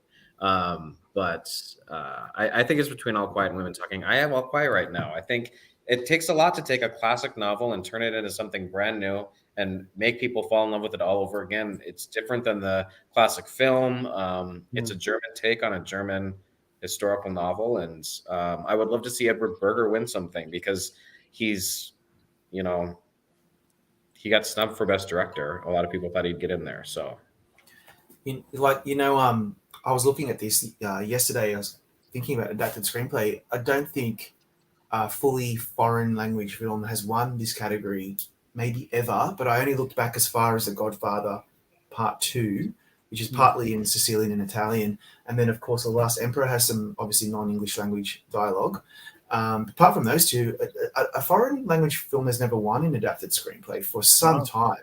I wonder if that will hurt. Well, probably not. But it's an interesting statistic I didn't realize. Also, sequels and remakes do very badly in adapted screenplay. I think only 4 or 5 have ever been nominated. I'll be right back. I'm just going to go back to my predictions really quick. Yeah. I'm just kidding. It's true. It's true. Sequels and remakes don't do well in adapted. I wonder if that will help women talking. For me, I have a problem with looking at adapted as if it were that different to original. You know what I mean? I think it's just sort of by circumstance that a film gets nominated for one or the other. But I think voters thinking would be the same, I would imagine, between adapted and original. Because they're just kind of thinking about what they want to vote for the screenplay category. And in that case, then you'd be looking at, recently Parasite winning original screenplay. Parasite winning original screenplay just kind of shows that the Academy aren't against voting for a foreign language film for a screenplay category. Yeah, I think you're right within that regard. I do think maybe original sometimes voters might be drawn to more creative ideas, outside the box ideas might be a bit of a thinking of, that Eternal Sunshine of the Spotless Mind or Parasite is just something I've never seen something like that on film before. And that person came up with that idea. Maybe that's a slight difference, but I agree with you on foreign language sort of metrics. You wouldn't have a huge difference there. I do wonder with I do wonder with like All Quiet on the Western Front though, compared to Women Talking, like even though All Quiet's done a lot better with nominations, Women Talking is less represented. Like when you look at picture, director, acting, writer, they're on the same number of nominations. Like a lot of the nominations that All Quiet has racked up is because it's a big war film with battle scenes and stuff like that. So like I do think just because Women Talking is women in a barn having a conversation, like so much of the emphasis of that film is the writing. And the fact it was able to get into that Best Picture race shows it does have the sort of strength. I sort of think if there's an upset to be had, it could come from Living, which is another film that had a lot of attention on the script and the screenwriter of that film. But that's my thought with adapted screenplay. You know what this actually reminds me of? Because I think I'm predicting All Quiet on the Western Front too since BAFTA. And I think I have such a hard time with that because it's not that it's in the German language necessarily, but because it's an action, film, a war film. Those don't often win for scripting. But then I think back to the year The Pianist, which had very little talking in it, upset a film about women talking, which was The Hours. I wonder if we're going to see kind of a repeat of that situation here.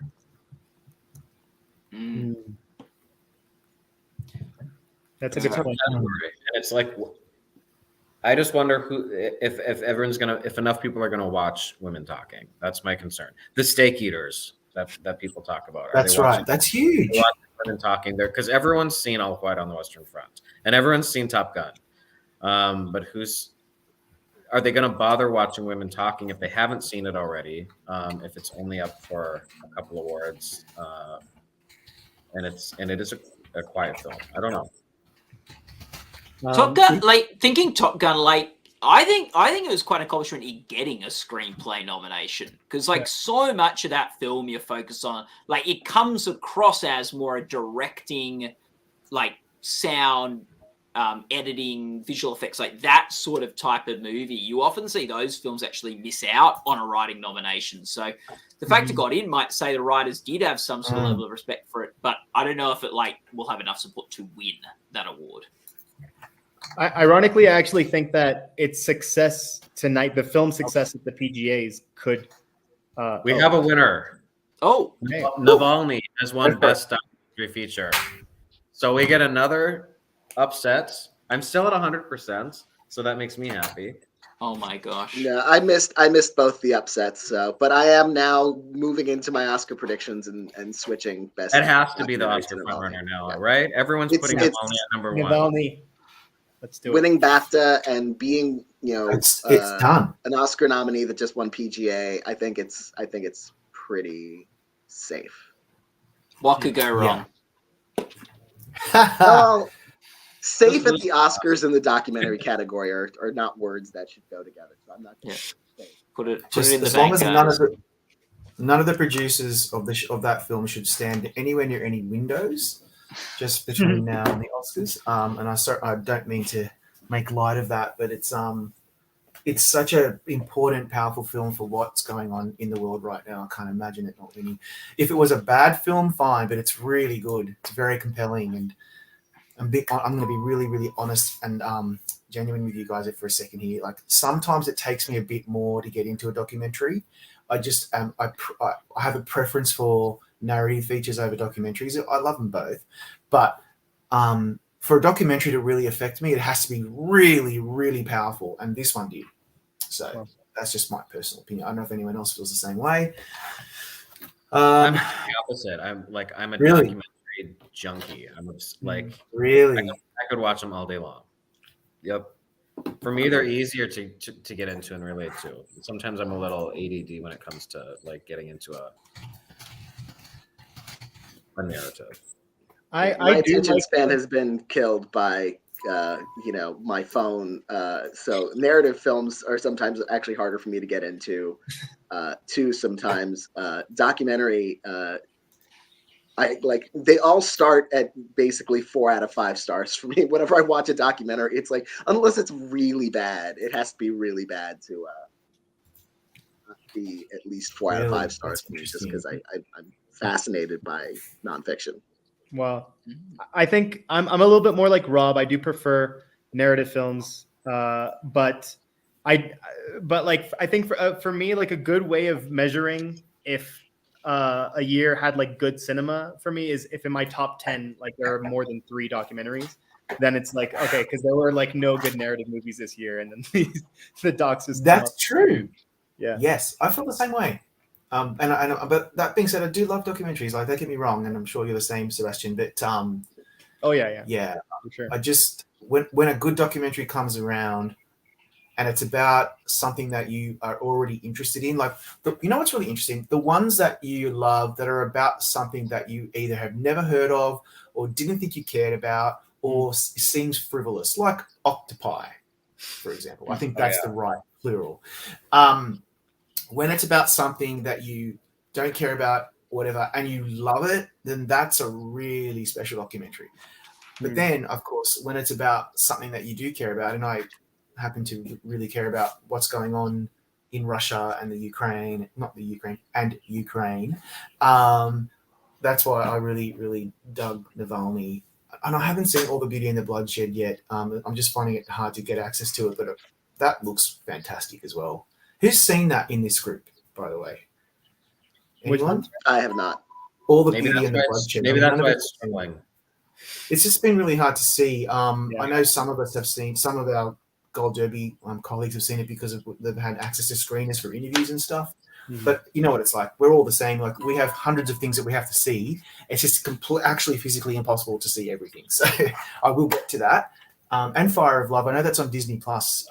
So I should probably get around to that in the next couple of days. But yeah. All right. So look, we're still waiting.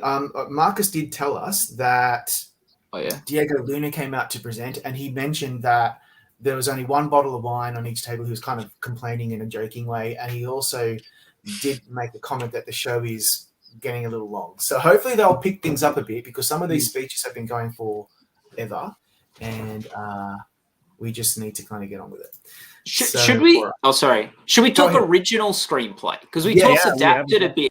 The women talking versus All Quiet and Living and Top Gun. What do we think about original? I think for me, the only thing that I'll say is that Banshees winning would be like to give Martin McDonagh like the praise for that movie, but I have Everything Everywhere because it just seems like it's just the most original. Like it just seems like that's what they'll vote for it, because it's like this year's Eternal Sunshine in that way. It's just like weird and no one's seen that movie. So what are the nominees again? Everything Everywhere, and what else? Banshees of Inisherin. I think big showdown between those two here. Yeah. Then you've got Triangle of Sadness and Tar and the Fabelmans. This is the best director lineup, and I think this is the first time. I hadn't noticed it. This is the first time, maybe. Is this the first time ever that the best original screenplay completely mirrors the best director? I don't know, but that's a blog item right there, Matt. That's a good one. I'll write it up. And not just that, all the nominated directors are also writers. Yes. So wow. Yes. The same. The only writer in that category who isn't a director is Tony Kushner, the co-writer on. Wow. I think I noticed that too. I think I posted that in our thing the day after the nominations, but no one said to write a thing, but I'll write one now. I think you should. Yeah, that's. It never occurred to me. And by the way, like, if Ruben Östlund wins that, I'll be over the moon. Martin McDonagh, my number one film of the year was Banshees, so yay! Everything Everywhere, I'd be totally happy if that won. And like, I have a feeling that Todd Field is really a dark horse for Tar, and I think that could take home this prize if, because I just think there's going to be a lot of. I think it's going to be a close race. Like, I think 3 or 4 of these films are going to really get quite a few votes. But I don't really know how to call this category at all, and I'm just going with Banshees kind of by default, because it's kind of like I think it's the only award that it's probably going to win on the night. And I don't know, I just feel like sometimes the voters tend to give some films consolation prizes in the screenplay category. So that's where I'm headed on that one. Does anyone agree?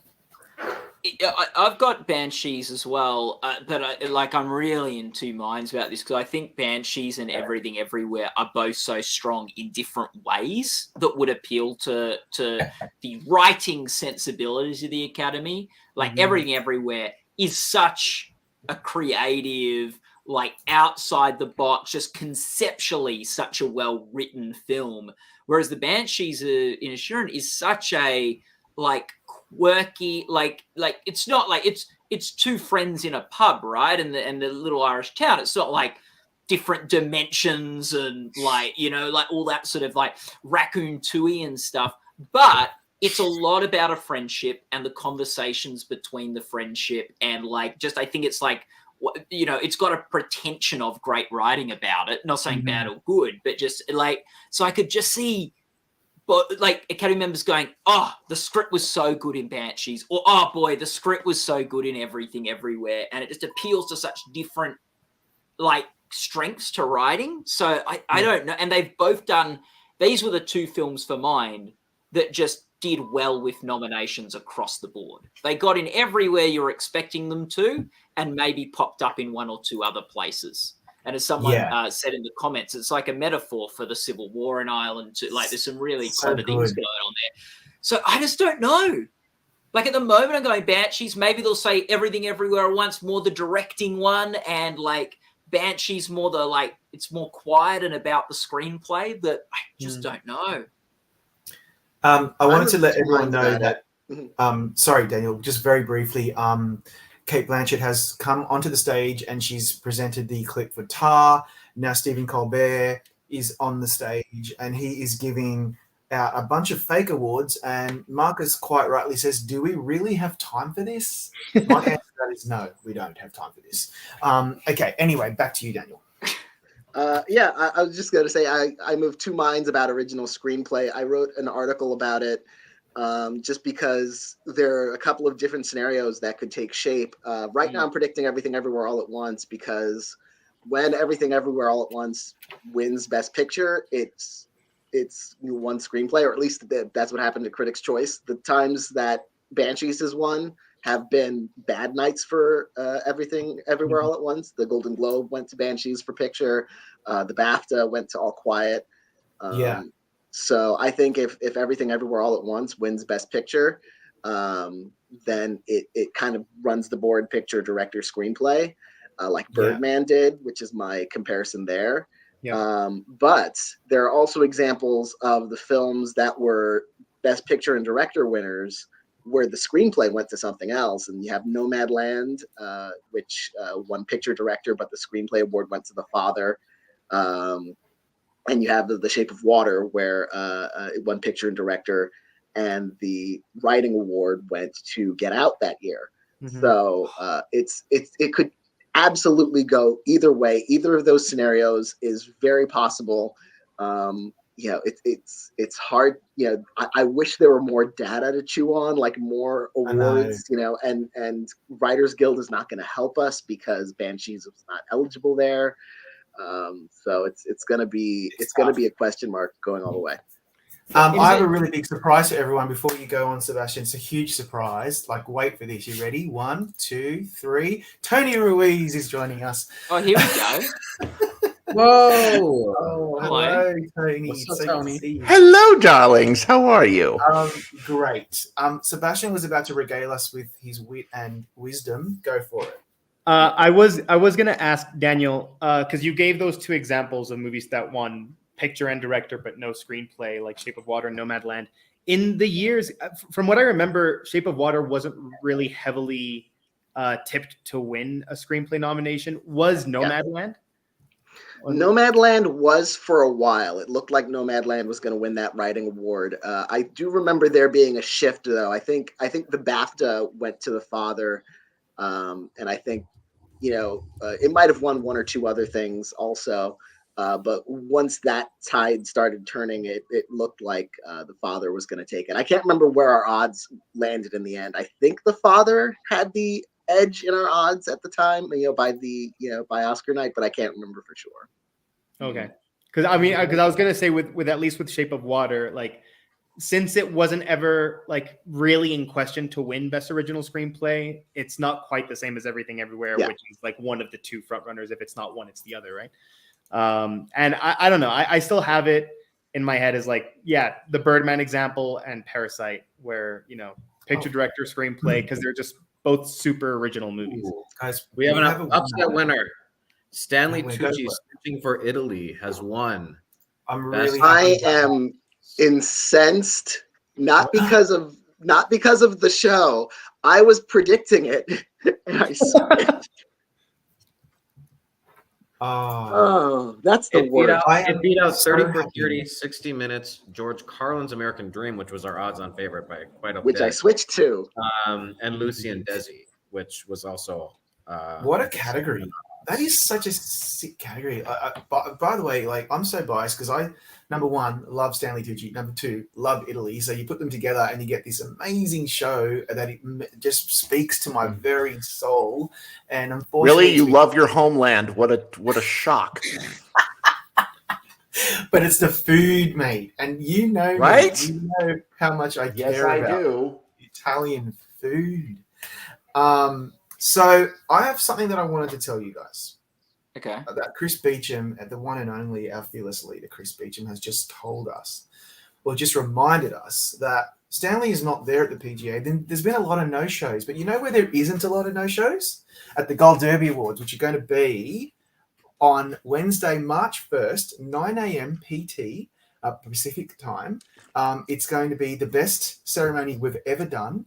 Our in-house editors are hosting it. We've got every single winner in all 22 categories will be on the show to accept their award. And we are so proud of it, of what we've been able to achieve with our awards this year. And we know from the feedback that we're getting, particularly Chris Beecham, who has worked so hard and so tirelessly to make this happen. Like always, everything he does is so brilliant. We know from what we're hearing that people are in the industry in Hollywood are really, really excited about the Gold Derby Awards, and that's something to be proud of. So make sure you're watching. Don't miss it. If you miss it, you just, I don't know what to tell you. I'll be judging you. And get what was I going to say? Everyone Get from ready. Name Redacted to Name Redacted. Yeah. And Exactly. no, very exciting. And get ready to change your predictions after the Gold Derby Awards Right. too. The big bellwether precursor of the awards It's huge. season. And some of us know who've won some of the awards, and I mean, wow, some of these winners are incredible.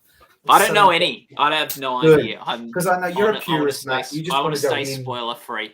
Correct. All right. So the I just came back to the screenplay thing once about like Shape of Water, and it's always just driven me nuts. And now that it's years past, I can say this, and they won't get mad at me. But that it's not that original. It's Splash. It's exactly like Splash, almost to the T. It's Beauty and the Beast. It's even the scientist of Eugene Levy that captures him and then feels bad and helps him go, and then they escape into the water. I mean, it's almost exactly the same story with genders reversed. So anyway, Denton, no ideas in you anymore. Like Everything Everywhere All at Once. That's probably whatever won Best Picture in 1952 or whatever. But Everything Everywhere All at Once, I think, is very original. So that's what's giving me. That's what's making me question this category so much, because you do tend to focus on the language a little more in Banshees. It's like part of it's the accent. I'm like really listening in. Trying to understand, but it just seems like it's more of a script film because they're just talking for so long, and there's so much going on and Everything Everywhere that I think sometimes the script and how brilliant it is lost. And are people thinking about the general bigger idea as part of the script, or are they really thinking about the lines? So I just feel like the Banshees is a little bit more of a traditional script. That's why I have it winning. And the fact that it was able to win. I do too. Actually. So that's where I'm at. Yeah. We've just been told Patricia Arquette is coming out Kate Hudson and Leslie Odom Jr. took the stage to show the Glass Onion clip. And now Patricia Arquette has just come out onto the stage to show the In Memoriam video, which will probably go for some time. So we probably need to come up with something to talk about while we wait.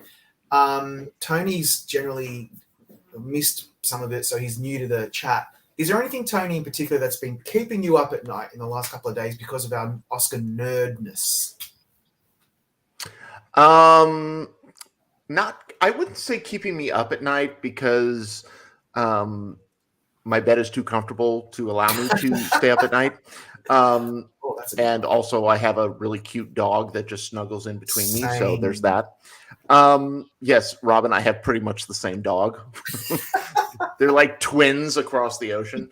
But what keeps me awake, what is constantly on my mind, and I have yet to determine whether it's my bias or whether it's a real thing, is that there has been this narrative that Everything Everywhere is the front runner, and there are certain metrics that say that is the case.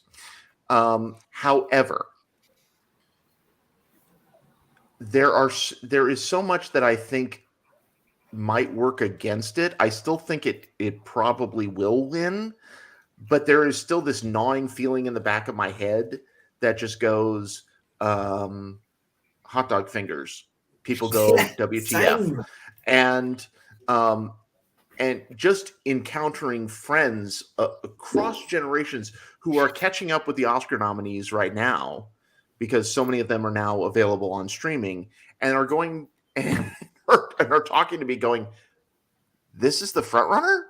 Yeah. They've got Oscar Mayer fingers. What's happening here? And I'm wondering what the preferential ballot is going to do to Best Picture. That's right. Because I still think that the Daniels are in a really good position to win director. Yeah. But I am still hesitant on picture.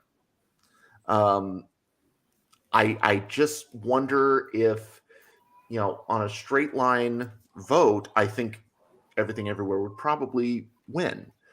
But on a preferential ballot, I'm not sure, because I can see just as many people who put that movie at number 1 or number 2 also put it at number 6, 7, 8, and so then what becomes the choice after it?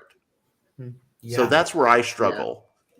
And Best Actor's giving me Agita, but we all know that. So I think with the preferential ballot, what helps Everything Everywhere All at Once is that there's no clear alternative. I think it's going to have the most number 1 votes, probably by a margin, by a significant margin, just because there is so much passion for it.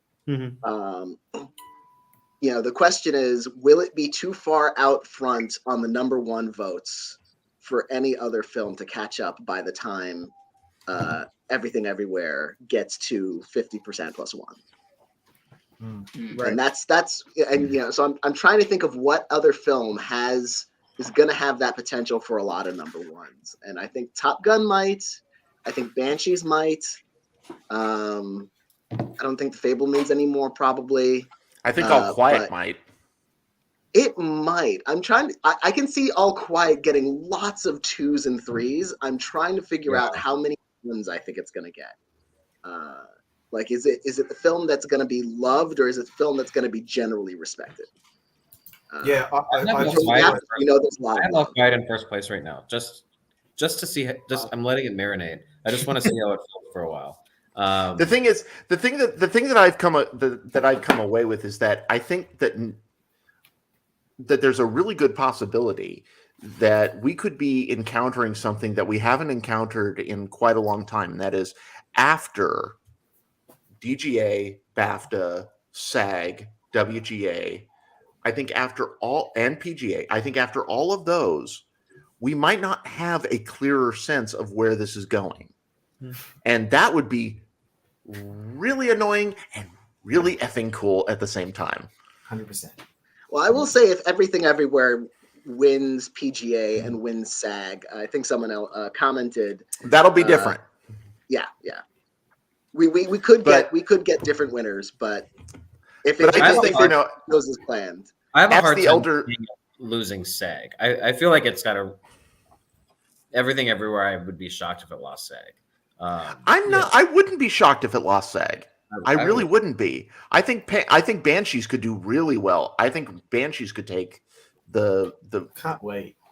Especially since it got what 5 individual nominations. Yeah, 5 total nominations. 5 total nominations. Tied with Everything Everywhere, and all 4 of its nominated cast members are individually nominated as well. Wow. You know what's interesting as well? Do you all agree that we're in for hopefully a really fun and interesting SAG Awards ceremony because it will be streaming on Netflix's YouTube channel, so they won't have the similar ad break structure. They'll be putting in like interstitial clips and stuff in between, like instead of ads, and it might go a bit longer because who cares? And so they've said they're not. And there could be more swears, which is more fun. Yeah, I think it's going to be awesome. I can't wait. I just love it when they do very excited quality award shows without having to worry about swearing or time because the news is going to be coming on. Like, don't play off the speeches. I want to hear what they have to say, unless they're just reading up speeches. I would like to play you off right now and announce a winner. We have Best TV Movie, and the nominees were Disney's Pinocchio, Fire Island, Hocus Pocus 2, Prey, and Weird the Al Yankovic Story. And the winner is Weird the Al Yankovic Story. Wow. Yeah, and astonishingly, with the exception of Disney's Pinocchio, an astonishingly good category. Right, for a change. Right. And Prey, for those of you who have not seen Prey, the new spin on the Predator franchise, that was one of my favorite films. I didn't know if it was going to be counted as a TV film or a theatrical. It's just one of my favorite movies of last year. It's astonishingly good. It's astonishingly good. That is a great category. Like, I think Weird is on its way to an Emmy win in September if it's nominated in TV movie. And that category is going to finally be a bit more competitive than it has been in the past, especially if Hocus Pocus 2, which was fine.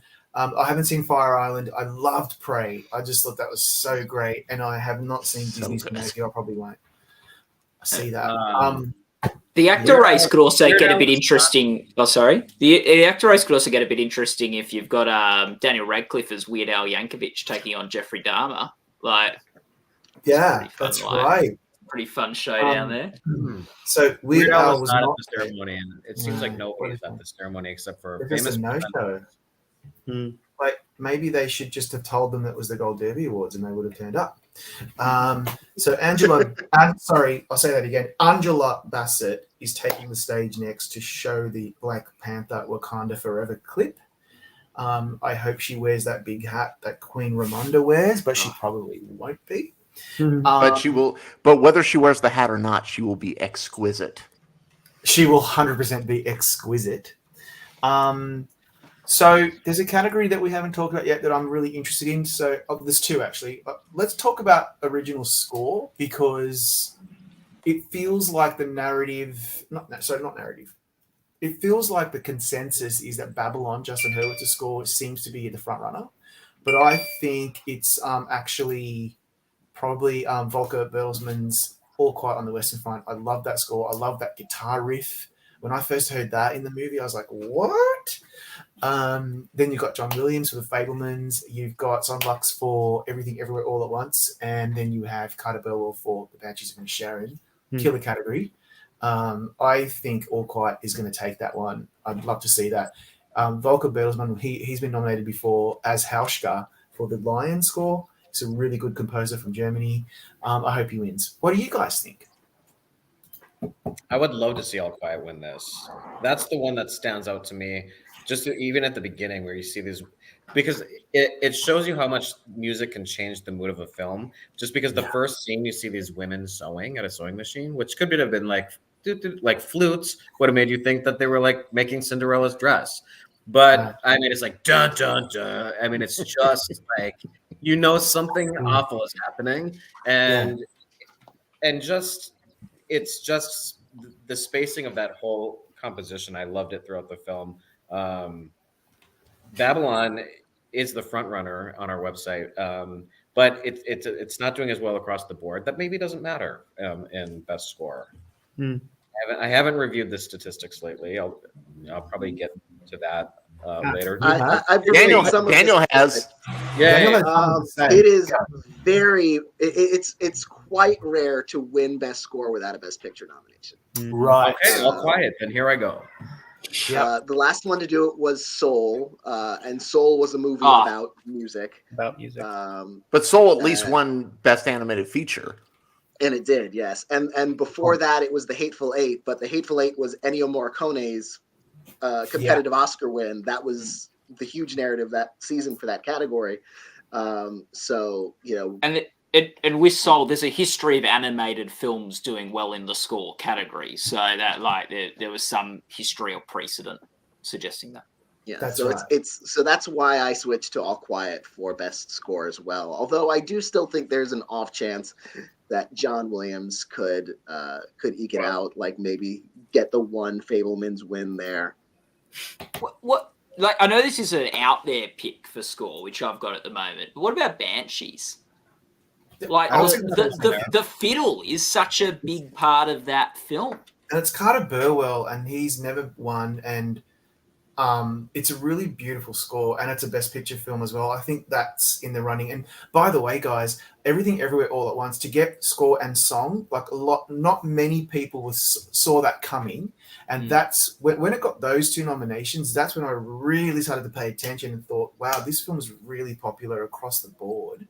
Yeah. So it's a tough category. I'm still going with Everything All Quiet, but I just feel like this category is not Babylon winning it. No. Like people are thinking that with production design, which we'll talk about later. Babylon's not going to walk away with 2 Oscar wins, surely. I mean, I really liked that film, but I just don't see that happening. You know, can you imagine if Babylon won more Oscars than Banshees? Like, Right? that That would suck. I might throw something, but Yeah.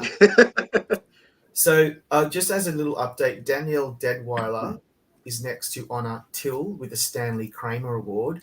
Geez, I wish I could watch her do this because just quietly, I just feel like she's probably one of the best actors working today, and I still have not gotten over her not being nominated for Station 11, and she should have won. And then she doesn't even get nominated for Till. Yeah, she's so good. And so, yeah, I'm sure that she's saying some really interesting words, and I hope she gets nominated for something soon. Well, I will say that, to bring it back around, she was nominated for Gold Derby Awards for both. So Nice. That's correct. Good point. And you know what? When she got that Gold Derby nomination for Station 11, before the Emmy nominations came out, it made me feel really good about my prediction because I put her in the Emmys. I thought she was going to be that wild card choice, and of course it didn't happen. Station 11, I think, underperformed a little, except for obviously Himesh Patel in the acting categories. So yeah, that's great. Gold Derby once again. We're at the forefront. We always know what we're doing. So that's cool. always. I'd say always, yeah. I have an inkling that like Gold Derby users care more about like awards shows and things than like the actual voters of the Oscars do, right? So that's why I always find that like the Gold Derby nominations are always pretty cool in comparison to other industry awards. They're good, aren't they? Yeah, because it's a lot of devoted fans out there like voting. You know? Yeah, Kate Blanchett says she doesn't like them, but she keeps going. So yeah. So I just wanted everyone to know that we are pretty much past the halfway mark. So we've been on the air for 2 hours. Yeah, it's going to be a long night. Boy, do they drag this out more than SAG. Yeah, they do. Once the Stanley Kramer Award is done, then Bob Odenkirk will come out to present the award for limited or anthology series television. So I thought I'd take this opportunity just to quickly list the nominees. Inventing Anna, Pam and Tommy, Obi-Wan Kenobi, The Dropout, and Monster, the Jeffrey Dahmer Story. It's a pretty stacked category. It looks like Monster is on its way to kind of steamrolling throughout the whole award season, notwithstanding the controversy around some people finding that having that show even existing being in bad taste. If you actually watch it, it's really, really well done, and I think it treats the victims in a more sensitive way than you probably that take of how dare this show exist, it has never made any sense to me. I was like, it does come from the victims' families. Have you not paid attention to television in the last 60 years when there's been God knows how many series about serial killers that have been on television and have been like Emmy nominated, Emmy rewarded? I mean, for God's sakes, come on. Like, this is not something new. I do think it's different because the complaints and the criticism comes from at least one family of Jeffrey Dahmer's victims. Yeah, but how is that any different from when from when it was an issue, like when they did Killing in a Small Town in 1989? And Mindhunter and all the other shows. Yeah, I know. I get it. I'm very old, so I'm from. I'm older than you, bitch. So. I'm from the era of the NBC, CBS, ABC movie of the week, and they would do these real life, crime sagas, and I'm like, I mean, maybe some of it's having to do with like the advent of social media, and there's a much larger presence here. But I mean, this is not a new thing. Yeah. Well, that being said, it's the front runner, I think. Does anyone not have that winning tonight? Because if not that, then what? Because I would love Obi-Wan Kenobi to do it, but that's probably not happening. Probably the Dropout, yeah? Yeah, I've got the Dropout, based mostly on the fact that it won Critics' Choice. So, like, of the options, I don't think Monster was even nominated for limited series at Critics' Choice, if I'm remembering correctly. Those categories are wild at Critics' Choice. They just kind of go in so many different surprising directions with nominations. But yeah, I'm going with Dropout just based on these options. The Critics' Choice winner. Going out on a limb for that one. Dropout had some buzz, and it got acclaimed, won Emmy for lead actress and all that sort of stuff. So I'd say that would be the spoiler. But the reason I didn't pick it to win is just it did air a bit ago, like it's sort of a bit not as fresh. Maybe if it had come out more recently, I'd be a bit more bullish on the Dropout. And just the Monster was, from a producer's perspective and just thinking about how much money that they want, I mean, it was just a massive hit. I mean, it was from every angle. It was one of the most streamed series ever for Netflix. Millions of hours of views. Yep, that's so true. So that's why I feel like it seems like it's pretty much going to win that one. I can't really imagine it not winning, but we'll see. So, okay, once we get that, we're getting close to the end. So everyone get excited. That's what we're here for. So then once we get that award out of the way, Austin Butler will be here to present the clip for Elvis. So everybody get excited. You won't be able to see it though, so too bad. Then Sherry Lansing, the legendary Sherry Lansing, will come out to present the David O. Selznick Award to Tom Cruise. Geez, I would love to be in the room for that. Given what we saw at the Oscar luncheon, when Tom Cruise turned up, it was like the second coming of Jesus. Like, people were just clamoring to breathe the same air as this guy. Or the second coming of L. Ron Hubbard. Pretty much, or whatever the whatever the alien's name is that they all worship or whatever. I don't know. So we'll see what happens. That's going to be really exciting, but we're going to have to do a bit more tap dancing while we wait. In the meantime, LA Musing, thank you for keeping us informed about the Annie Awards. Best Direction goes to Pinocchio, so that's just winning everything over there. So, okay, we're any moment now we're going to get limited series, and then we'll move on to another topic of discussion. That I think we really do need to talk about cinematography, production design, and probably makeup and hair as well. Again, visual effects. So we've got a few categories to talk about. I'm obsessed with cinematography. Like original score and cinematography have always been my favorite categories ever since I was a little kid. So I could talk about them all day, and so I'm looking forward to that. But we're just gonna wait until we get the limited series winner, and we're just waiting for Marcus to let us know who that is. Bob Odenkirk is on the stage to do that. So I think they've actually decided to show all of the limited series to the audience. They probably have shown them all.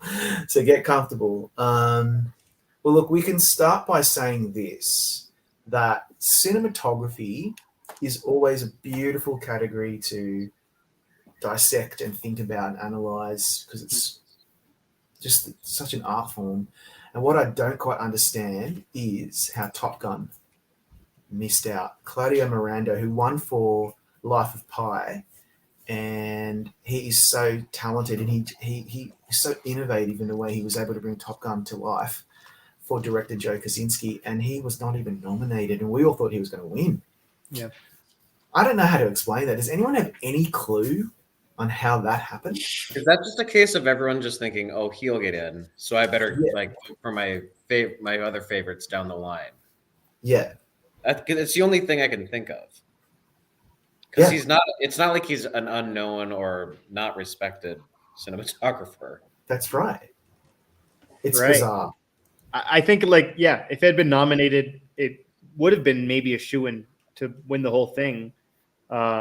I guess now there's like late support for All Quiet, and maybe it would have been a two-way race. It was the only number one ranked category in our odds that didn't get an Oscar nomination, other than live action shorts. Or documentary short, or one of those. But it was the only like regular category where the number one ranking at Gold Derby did not get nominated. Yeah. I think the fact that All Quiet won at the BAFTAs makes me think that Top Gun at the Oscars might still have lost it if it had gotten nominated. Because All Quiet, and honestly, I probably personally vote for All Quiet under either circumstance, just because it's so just virtuoso cinematography throughout that movie. But yeah, so I've got All Quiet on the Western Front winning that. I do think the fact that Top Gun's not there is a huge gift to All Quiet. Yeah. Does anybody think that maybe that and I agree with everybody that All Quiet is also the one that I would vote for, and I think has a good shot here. Does anybody think that Tar could do something here? Yes, I do. I've got it in first at the moment. I think Florian Hoffmeister. I've read a few articles about his work in the film. I've seen the film twice because I wanted to really, once I had figured out the story, I wanted to go back and relive certain parts of the film. And his work in this film is incredible. If it was cinematographers voting, I reckon he would win. I've still got him in first for now. The larger membership, I feel, are going to go for All Quiet. It's such a stunning work as well. Beautiful cinematography. But I think you can say the same thing for Bardo. If anyone's seen Bardo, again, Sebastian, it's another beautiful Mexican film. That work is incredible. And then Empire of Light is beautiful as well. That's Roger Deakins. He's a legend. And then you've got Mandy Walker for Elvis, who is the third woman nominated in cinematography. I could be wrong. Probably am. And I think you got that. Yeah. Right. A problem for Empire of Light and Bardo is that they're the only nominations for their films, and I think you have to cut to like the 40s for when someone won Best Cinematography without any other nominations. So I think it is a 3-film race, and I wouldn't be surprised if any of those 3 films won. Yeah. Did Legends of the Fall have other nominations? Oh, good question. I don't think so. Oh, I might have had a sound. I've got to check that. I'm going to check it right now. I'm checking it right now. Tar wasn't nominated for the ASC awards. No. Can you believe? And those are on March 5th. So if Top Gun wins that, it won't help us. But if like Elvis wins ASC, that would be interesting. Totally. Oh, Legends of the Fall got art direction and sound. Art direction and sound. I'm seeing that right now. Didn't Philippe Rousseau for A River Runs Through It win? I'm just thinking a long time ago. I'm going to just check that because I think that's a possibility. It's kind of like that, and sometimes films with one nomination win. Like for example, The Red Violin, although that was a slightly different situation. But yeah, it does happen. Oh yeah, so no, A River Runs Through It also had score and screenplay. I forgot. I'm just edited an article about this, so I'm just talking specifically about cinematography. Nothing has won since I think it was when black and white and color was separate categories, where a cinematography nominee won without any other nominations. Wow. Yeah. I'm just scrolling through and I can see it just doesn't happen. Chris Beecham, our Phyllis leader, also just mentioned, if Mandy Walker wins, it'd be such a wonderful boost for women cinematographers. And it makes me think about, the late Helena Hutchins, who was unfortunately lost her life on the set of Rust. I just think it would be really cool for a woman to win this category. I just can't believe that it's just there's no gender parity in Hollywood like this. It's shocking. But to be honest, on merit, I don't think Elvis had the best cinematography in this category. Like if I was voting, I would be voting for Tar, and I think a lot of people would probably be voting for All Quiet. So it's a good category though. I'm pretty excited about it. I really am. I don't think anything missed that should have missed apart from Top Gun. Indeed. All right. So Bob taking the stage. Okay, we're still waiting. It's a long haul, people. Everyone get quiet. Get comfortable. We do have a winner. Yes. And I went out on a limb, and it actually worked this time. The Dropout. Yes. Well done, Daniel. We have an upset. Oh, that makes up for me switching from Stanley Tucci in the nonfiction category. Oh, not in Stanley Tucci. Not in Stanley Tucci's eye. Whoa. We have another shocker. Marcel beat Pinocchio at the Annies. Oh. Wow. Oh. I've been a bit worried about this, really Marcel. That's good news for Pinocchio though, because the Annies, like the BAFTAs, are often kind of a jinx. Yeah. Oh.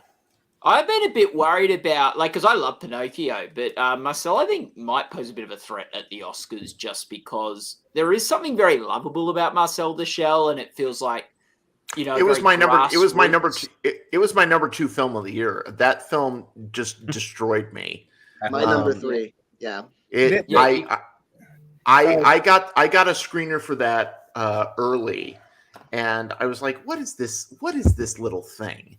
What is this? What is this film?"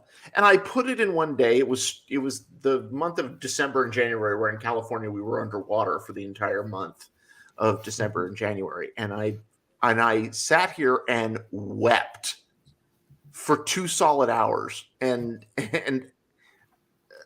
that film is such a shocking, a tiny little masterpiece of a film, and I'm so thrilled that's happened. I don't think necessarily it'll transfer to the Oscars because I think when we get to Well, there is a caveat to its win, is that it won in Best Independent Animated Feature, so it didn't actually beat anybody big. Okay. Thank you for the clarification. Okay, thank you for the clarification, and shame on you in the comments who said that. No, it was giving me hope. It beat out Charlotte Inuo, Little Nicholas, and My Father's Dragon. So at least we know it's above My Father's Dragon. Yeah, and look. I do think if Pinocchio were to lose, it would be to Marcel. But I do think Pinocchio is looking is a comfortable-ish front runner. Yeah, but I think what you were saying earlier, Matt, and then kind of was following on from what Tony also said, and also Daniel. People who've seen Marcel really love it.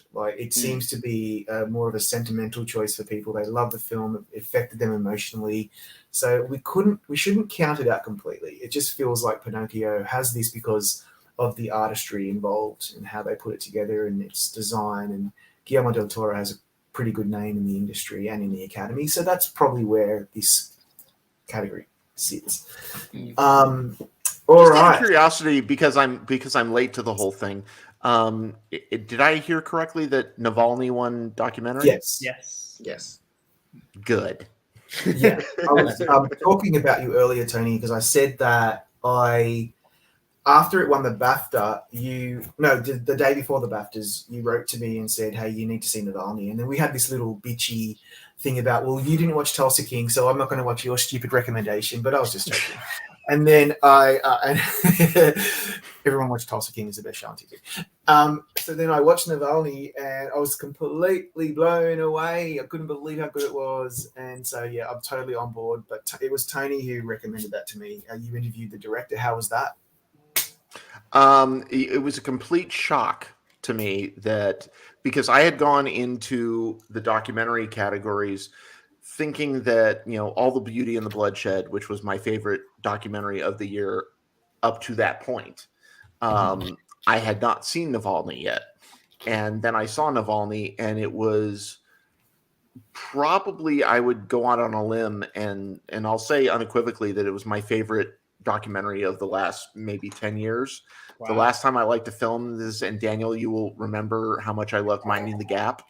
I think this is one of the best docs I have seen in a long time because it does not play like a doc. It plays like a political thriller. And it is so relevant, I think, with Putin being at the top of, the news and what's going on the 1-year anniversary of the invasion of Ukraine. That all aside, just the craft of this film, there are moments in this film that are among some of the most chilling that I have seen. And Rob, you will agree with me on this. There's this about 20-minute section in the middle of the film where Alexei Navalny gets one of the conspirators on the phone and gets him to confess. It's one of the most astounding 20 minutes about how they tried to murder in detail about how they tried to kill him. It's one of the most astounding sequences I've ever seen in a film. Wow. That is so stunning and so it's funny because it's astonishing. Don't want to spoil it too much. And then that guy, he's there's 12 people who were involved for 3 years tracking Navalny. This is all in the public domain. It's not a spoiler. And the guy that the scientist who planned out how they were going to give him this, he's gone. No one's ever seen him since. No one has seen him since. It's just it's awful. Okay, so I'm told that Austin Butler was out for presenting the Elvis clip, and he was using his Elvis voice again. Okay, what's going on there? That's a bit strange, but stop. What it is. They asked Angela Bassett about this, and she said it did take her a long. She said she sympathizes with him, and she said it took her a long time to stop talking like Tina Turner. She said there wasn't as many cameras on her at the time, but she said she could sympathize with him, and she said it's not fake. It literally can get into your mind and. Yeah, I'm not surprised. I guess dement you. I don't know. Tony is an actor, not me. I don't know why I'm talking. It's weird, isn't it? Because you get it goes into your DNA, and you're playing someone like Elvis. You imagine the pressure he was under, and how he was so immersed in the character and production. So I get it, but it just people are making so much fun of him. There's a guy from Anaheim who talks like someone from Tupelo, Mississippi. It's rubbing people the wrong way, and. It doesn't really bother me that much. I don't care. Guys, I'm so sorry. I have to leave. Oh, okay. I have to go now. I'm so sorry. No. And Tom, apparently they're presenting Tom Cruise with something now, so I feel like that's going to go on a bit. I feel like he'll have a bit to say. It's 5 o'clock here in Sydney, so Matt's got to go to his next live chat.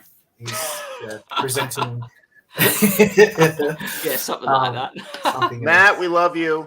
We love you so guys much. too. And thanks everyone for watching and getting in on the discussion with the comments and stuff. It's been really cool. All right, bye. I'll be back for something soon.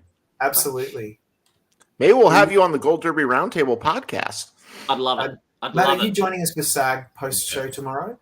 I'm joining someone for SAG. Post something tomorrow. That's yes. me. All right.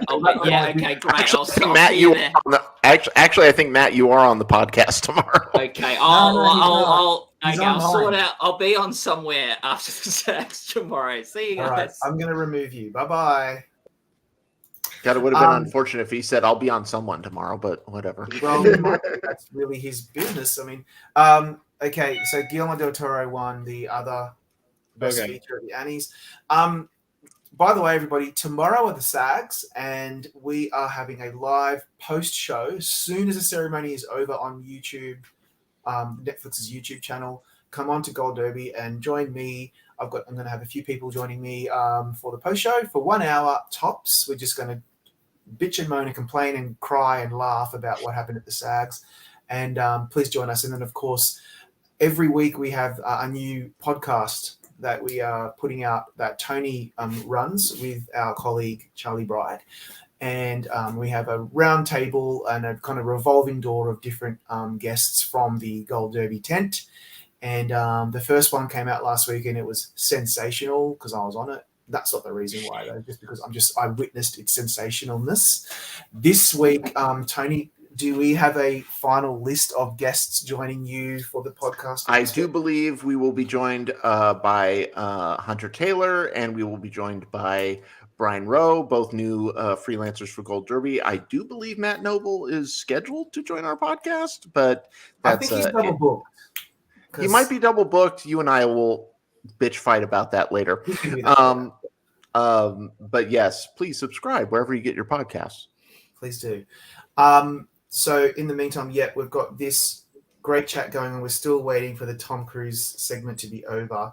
And we've got the SAG post show tomorrow. And then next weekend, we have a WGA live chat, just like this one, with a whole bunch of new people joining the live chat. And then before you know it, it'll be Oscars Day, the high holy day for all of us. We'll have a pre-show like we always do, which I'll be hosting with all of your favorite Gold Derby stars. And then we'll have a post-show, which I'm pretty sure Matt will be hosting with a few of the absolute best of the best for Gold Derby to just vent and complain, which is what we do best.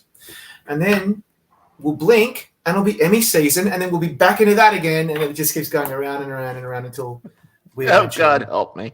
Okay, just kill me now. So, all right. You know what?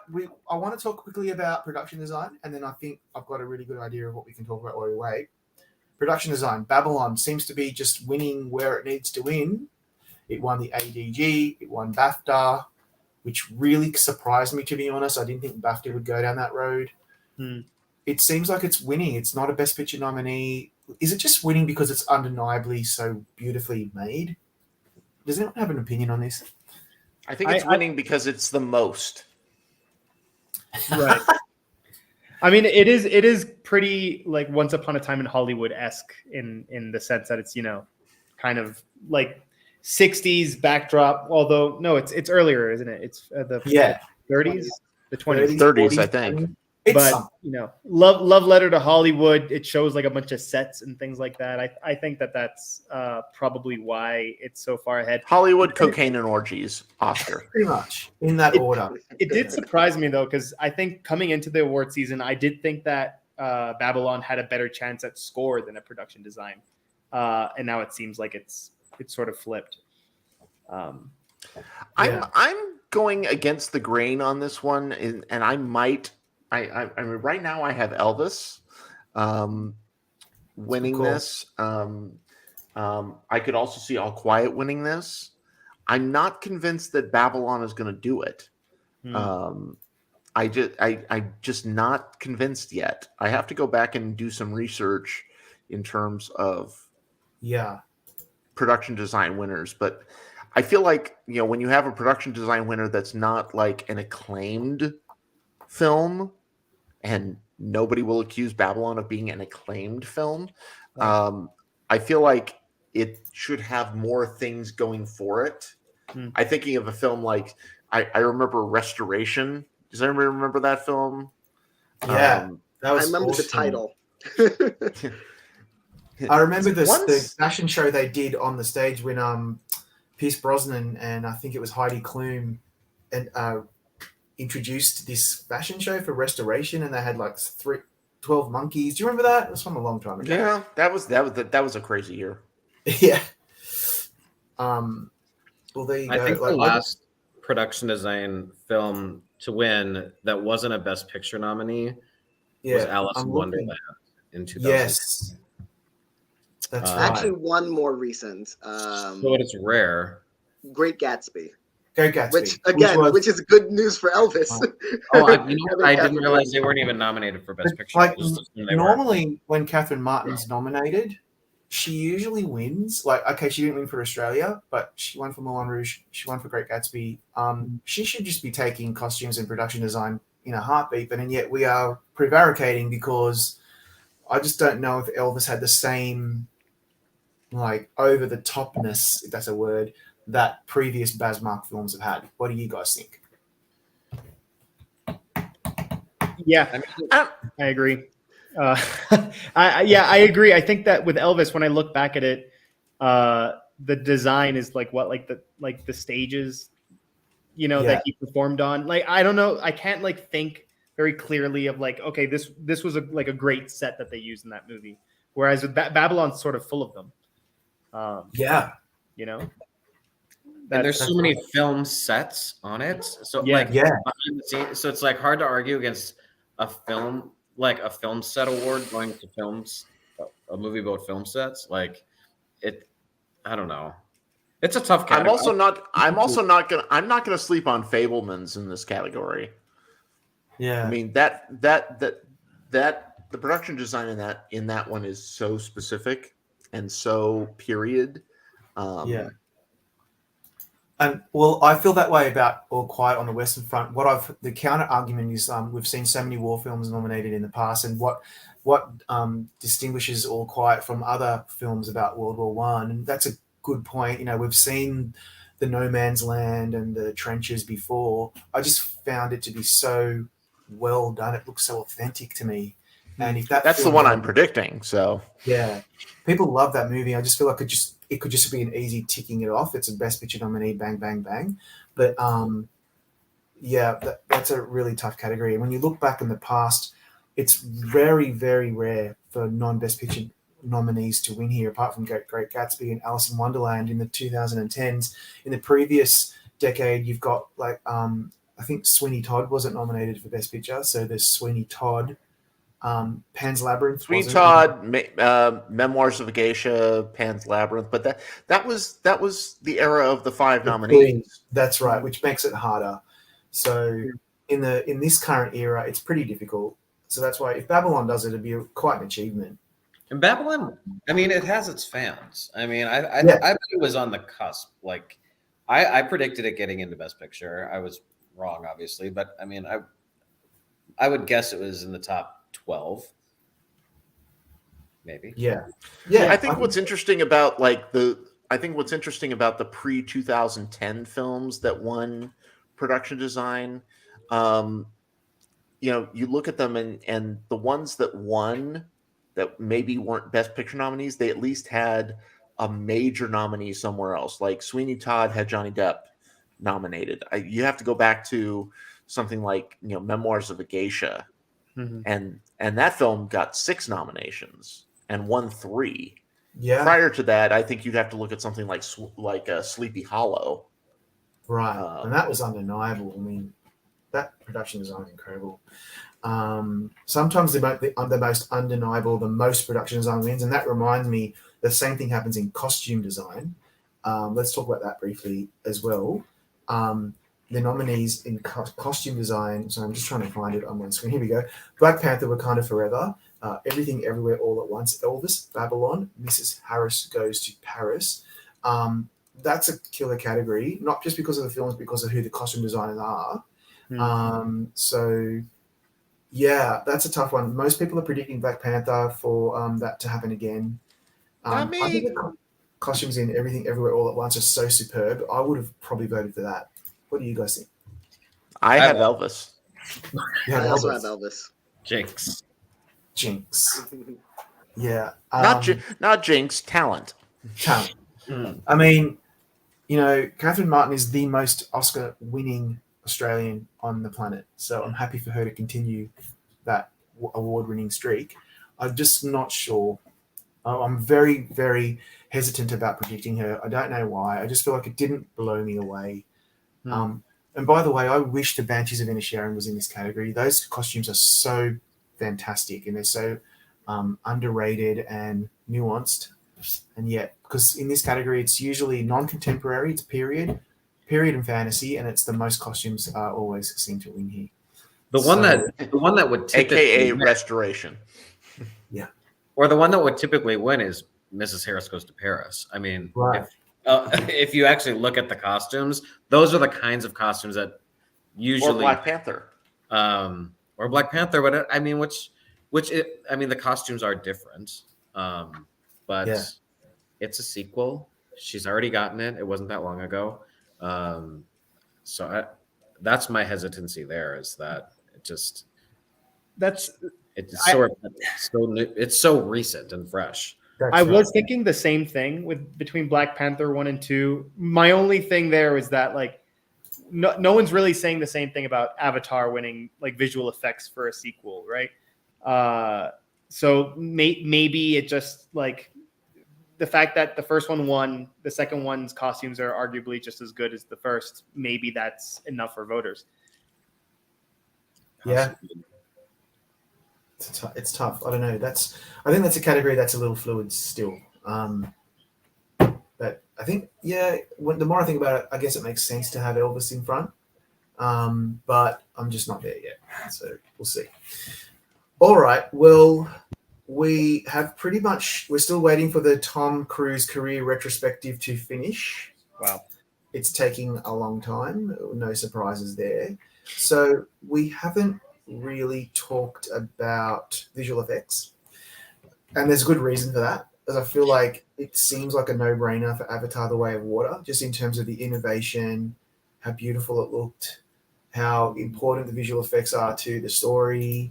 Just in every metric, it feels like Avatar will win this, and it's won pretty much every precursor that I can think of so far that matters. But if you put that aside, can I ask this? If it wasn't going to be Avatar: The Way of Water, what do you think would win here? Because it's really Top Gun and All Quiet are the Best Picture nominees. I would personally say The Batman has the best visual effects in this category, apart from Avatar. What do you guys think? Anything do you have any strong opinions? I would pick The Batman as well, but if Avatar wasn't in this race and I had to make a prediction, I would predict All Quiet. Really? Right. Yeah, same. Going back to 1917, winning, the Best Picture nominee when you don't have like the obvious visual effects behemoth. Even when you do sometimes, like 1917, like did that beat an Avengers movie or like? I mean, it's like the Best Picture bias is strong there. Yeah. And thankfully, Avatar is the Best Picture nominee. I just feel like I think it's probably the most locked category of the night. Yeah. We talked about Pinocchio earlier, but now that we're at this one, I think this one is actually. It just feels like this is where they're going to award it. What's really interesting to me is, and I'm not suggesting that this is a huge bellwether or anything, unless I want to be a smart aleck, but at the Australian Academy on Thursday night, the Academy, it's 190 artists who work in Hollywood who are Australian. They voted for Avatar as their Best Picture in the international awards, and I found that really surprising because normally the Aussies go for British stuff or homegrown stuff, or they'll go with the crowd, with what they think will win the Oscars. They went for Power of the Dog last year, but this year they went for Avatar. Which was filmed in New Zealand and has a lot of Aussies probably on its crew, and that's probably helped it. Right. But yeah, I found that really fascinating. I did not think The Way of Water was going to do as well with awards groups as it has. It's done really well. Mm-hmm. Did you all love Avatar: The Way of Water if you've seen it? I haven't seen it. I thought it was I liked it. I liked it better than the first. One character that annoyed me, and that's the little girl, because she keeps Which little girl? The one that's captured again. I can't believe it. It's like just get out of there. Like, can you The just one who annoyed me was the little human boy. He was awful too. Yeah. The human But yeah, boy. I liked it. I'm in sort of like B plus territory with it. So I felt like it was like it just made me feel like I was at the movies again, where I could just like sort of immerse myself in something. But it's not really a thinker, and that can be great sometimes. Like sometimes you just want to see a big visual spectacle. You just want to have fun. It's just fun. It's a movie. Everything about it. Like I remember when I walked out of the cinema, I was like on a high. I felt like, oh, that was such an experience. And then every day that passed, it started to slightly go down in my opinion of the film, because then other films took over in terms of what I thought about them emotionally and whatever. That's kind of the best way I can describe it. The one character I didn't like was the young Sigourney Weaver character. That just drove me crazy. I don't know why. I just didn't like I found, what's funny is in the lead up to Avatar 2 being released is the number of headlines and memes and things like that. Avatar 1, the biggest film of all time that nobody can say a single line from.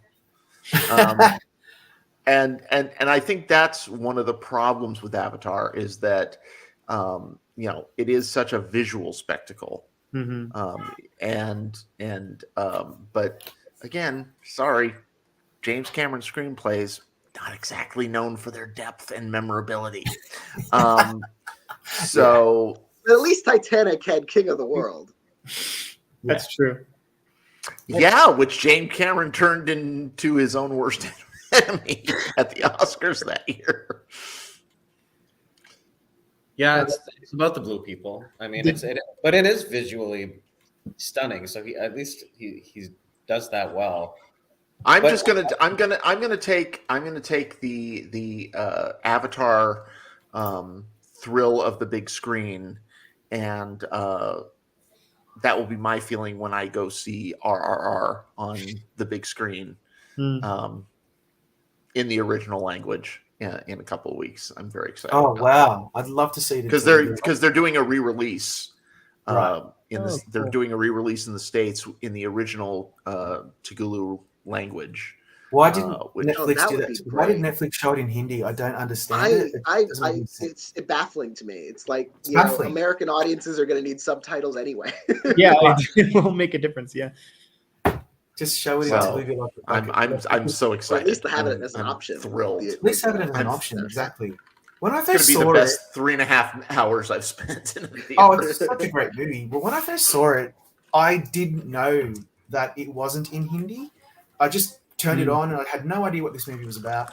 And then I'm like, why is this sound quality so shit? And why is it not syncing up properly? And then I found out it's been dubbed in Hindi. Like, well then Didn't you text me? Didn't you text me while you were watching it? Yes, because I was getting frustrated. I'm like, you were getting mad, and you were texting me like, "What the fuck is happening? What is this?" And so I paused a couple of times to check the language settings to make sure I had them properly configured. To see if it was synced up properly. I did the same thing, and I hate not hearing their real voices too. Me too. I want to hear the actor's voice. Because otherwise, I'll just watch it in English. I'll just dub it in English, and who cares? I don't want to dub. I'm wondering if I'm. It's funny because it was my number one film of last year, and I'm wondering if it'll be like it'll move into my number one of all time. Now that I hear it in the actual language, because judging how much I loved it the way it was, so. If RRR wins Best Song, it will be the first Indian movie to win an Oscar, because there have been Indian Oscar winners, but for movies that haven't been Indian, like Gandhi and Slumdog Millionaire. But RRR would be the first Indian film to win an Oscar. Wow, pretty exciting. That's huge, and isn't that crazy? That of course the Oscars are an American awards group, but they've become so international, which is awesome because they're now effectively, ostensibly, have become the world's, best film award show, whatever. And the Indian film industry in Bollywood and Tollywood and any other places that I'm not aware of is just so strong, and they've made such amazing achievements in cinema, and yet they don't get recognized. That's really sad. Tom Cruise's clip package is 15 minutes long. Oh, that is ridiculous. Like, I love Tom Cruise, but come on. Oh, now he's just getting on the stage, so. But at least it's shorter than the amount of time that Shelley Miscavige has been missing. I was going to say that earlier. I'm so Go ahead. At me, Tom Cruise. I don't care. He won't. He doesn't care. Oh, my God. That's so funny. All right. We've got some stats here. Of the 10 times this century that a Best Score nominee has also been nominated for Best Song, it has won 8 times. Watch out for EEAAO. I think there's something to that. I know RRR is up front, and I know that All Quiet and Babylon are up front in the score category, but that is actually a really interesting stat. There's, you know what? There's always something that comes out of what we think is nowhere, and shocks us. Well, most times, and that could be the one this year. We don't know. We don't know. And that comment about Lion, mate, that movie destroyed me. It's one of the best Australian movies of all time, and Dev Patel does the best Australian accent I've ever heard, ever, in any film from a non-Australian. So check it out if you haven't seen it. It's a beautiful movie, and it's pretty much the little kid in that movie is my favorite child actor of the last 15 years. Isn't he the best? That was Lion was my favorite movie of that year by far. It's on Netflix right now, so anyone can watch it. We just watched it the other week. Yeah, it's really good, isn't it? Such a good movie, and Nicole Kidman is so great in that as well. Okay, well, we are still. So I'm just getting a bit of Australian racism in there, but I'll take it because it's funny. That's a TikTok thing where everyone makes fun of the way we say no. All right, so the PGAs are one of the longest award shows ever. Imagine being in that room. It would be a nightmare. Yeah, we've been now for 2 hours and 45 minutes, so we've exceeded TAR, and now we're closing in on RRR. Will we get to Avatar: The Way of Water? I don't know. Has anyone else noticed that movies have just been so long this last year? Why? Yes. Every movie's like 2 hours 15 plus, like minimum. It's so frustrating. Yeah. Bring on the 90-minute. Oh, every time I see, like, I'm about to watch a film, like an awards contender or anything, and I see it's like 85 minutes, I'm just like, all right, you just earned an extra star. Yeah. To my rating. Isn't that funny though? Because I think it's all in the mind a little bit, because if I see a 3-hour movie, I'm like, oh shit. But I will also the same day watch 6 episodes in a row, like some other binge-worthy show. So I think it's all right. It's all in my mind sometimes. Yeah, I think it's the divisions, because with a TV show, you're watching it like an hour at a time, but like when a movie is 1 3-hour block, psychologically it feels like something else. So when I watch like especially a streaming film nowadays, I just sort of pretend that I'm watching a limited series. Like a 3-hour movie is a 3-episode limited series that I'm watching. Yeah. It helps me break it up. But let's acknowledge and celebrate those movies that are like 90 minutes or under 2 hours, and they're pacey and fantastic. The good ones, of course, not the shit ones. And mate, I love those movies. Thank you for not taking up 3.5 hours of my day. Just even in the Best Picture lineup, like Triangle of Sadness, Tar, Elvis, even Avatar, and All Quiet are just all closing in on 2.5 hours easy. Jeez. That's mental. That killing the line. Yash says the Batman 3 hours. I agree. That didn't bother me. So Denton's got a point. It's all in your mind. Totally. The runtime of Tar and All Quiet and Triangle of Sadness did not bother me in the slightest. RRR was probably like the quickest movie watching experience for me of the year, and it's like quite as long as any other movie I watched that year.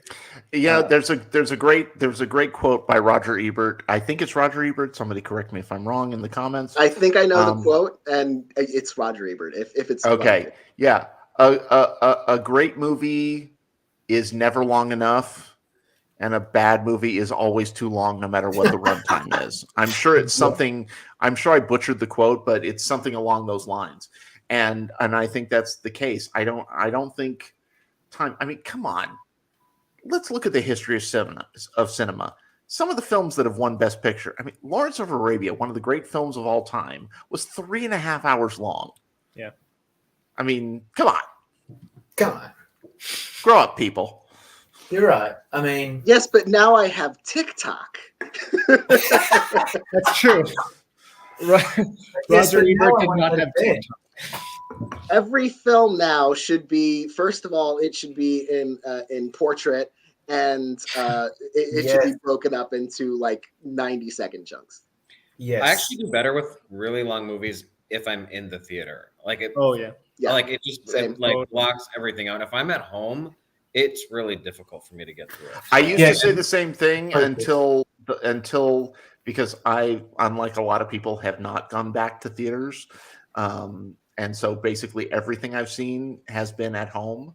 And so movies like Tar and RRR, I've only seen at home. And I'm like, yes, give me this. Yes, 3.5 hours 3.5 hours sitting in my chair watching Tar, yes, I'm so happy with this. Wow, it's so interesting how different everyone is, right? Because if I'm at home, I get really distracted. But also when I'm in the cinema, because I've got a bit of a bad back, and it just because I'm old, and I get really uncomfortable if the movie is going too long. Like as great as Wakanda Forever was, there's a part of that film where I was just like, "Come on, people! Like we've got to wrap this up."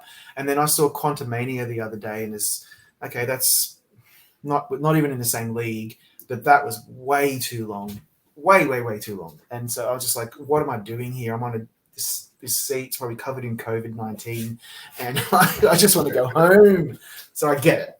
But now they're all cushy and they recline. I mean, they're not as uncomfortable as they used to be. Totally. I do think that, like, for me, movies that are short, I mean, and I like my favorite movies of this year, RR was one of them, Everything Everywhere, all really long. But I do always tend to favor, like, when a movie's an hour and a half, I think, like, okay, this didn't have enough time to get boring for me. You know what I mean? Like, I watched Fire of Love, which was like really short, and I really liked that movie. But I thought, like, you know what? If this had been like half an hour longer, I probably would not have enjoyed this at all, because it's like, because it's a lot of the same stuff that you're watching. So really good points here. Yeah. You know, sometimes you just get like a good, like a movie gets like a booster just by like keeping it tight. You know. Gone with the Wind. Godfather, Gone with the Wind, like The Godfather and The Godfather Part 2 for me are religious experiences. So I've seen them 50 times. We watch them every Christmas Eve with my whole family because we've got to be crazy. And they're very long movies. Don't bother me at all. But if it's a movie that's not very good and it's more than 2 hours long, we have a problem. And I'm not happy. And so I get it. If The Godfather was made today, it probably would have been a limited series. Yeah. Yes. Yeah. And it probably still would have lost to Dharma at the Emmys. But anyway.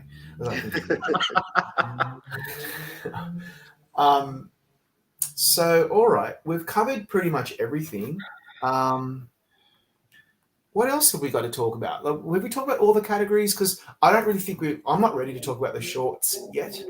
I'm just not there yet in my head. And I feel like international film is a no-brainer. That's All Quiet. I've seen most of the shorts, and it's a little difficult to pick a favorite. But I'm struggling. I'm struggling. Talk to me with your wisdom. But if you go with the odds, I think you'll be in good shape.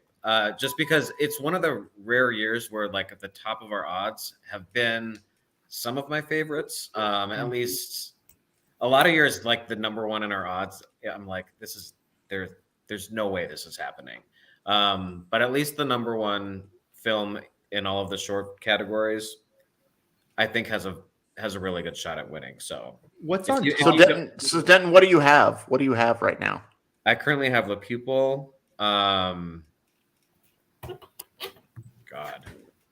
The Boy, The Mole, and everything Right. else that's with it. That one seems like the most locked of the three. And Oh yeah. I'm blanking on the doc. Oh, so documentary short is Elephant Whisperers. How do you measure Elephant a year? Whisperers. Okay. That one seems, I don't know. I'm not. I haven't seen them yet. I just started watching my doc shorts today.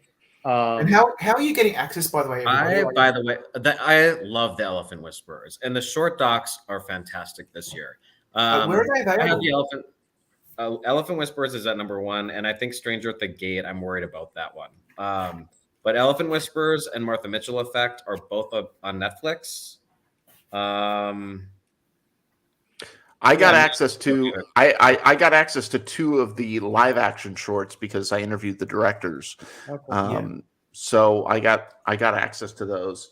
Irish Goodbye, I loved, and Evalu, which is this just absolutely heartbreaking film that just wrecked me. I think either one of those could win. But the problem is that having seen them, I'm like, I don't know which one to pick.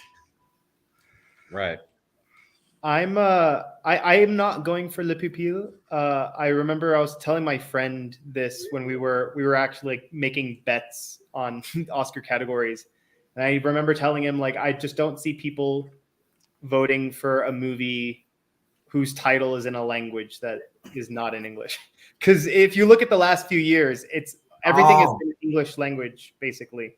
The Long Goodbye, Two Distant Strangers, The Neighbor's Window, Skin. The Silent Child, I guess that one was foreign, but even the title wasn't in like. Irish Goodbye has the best name.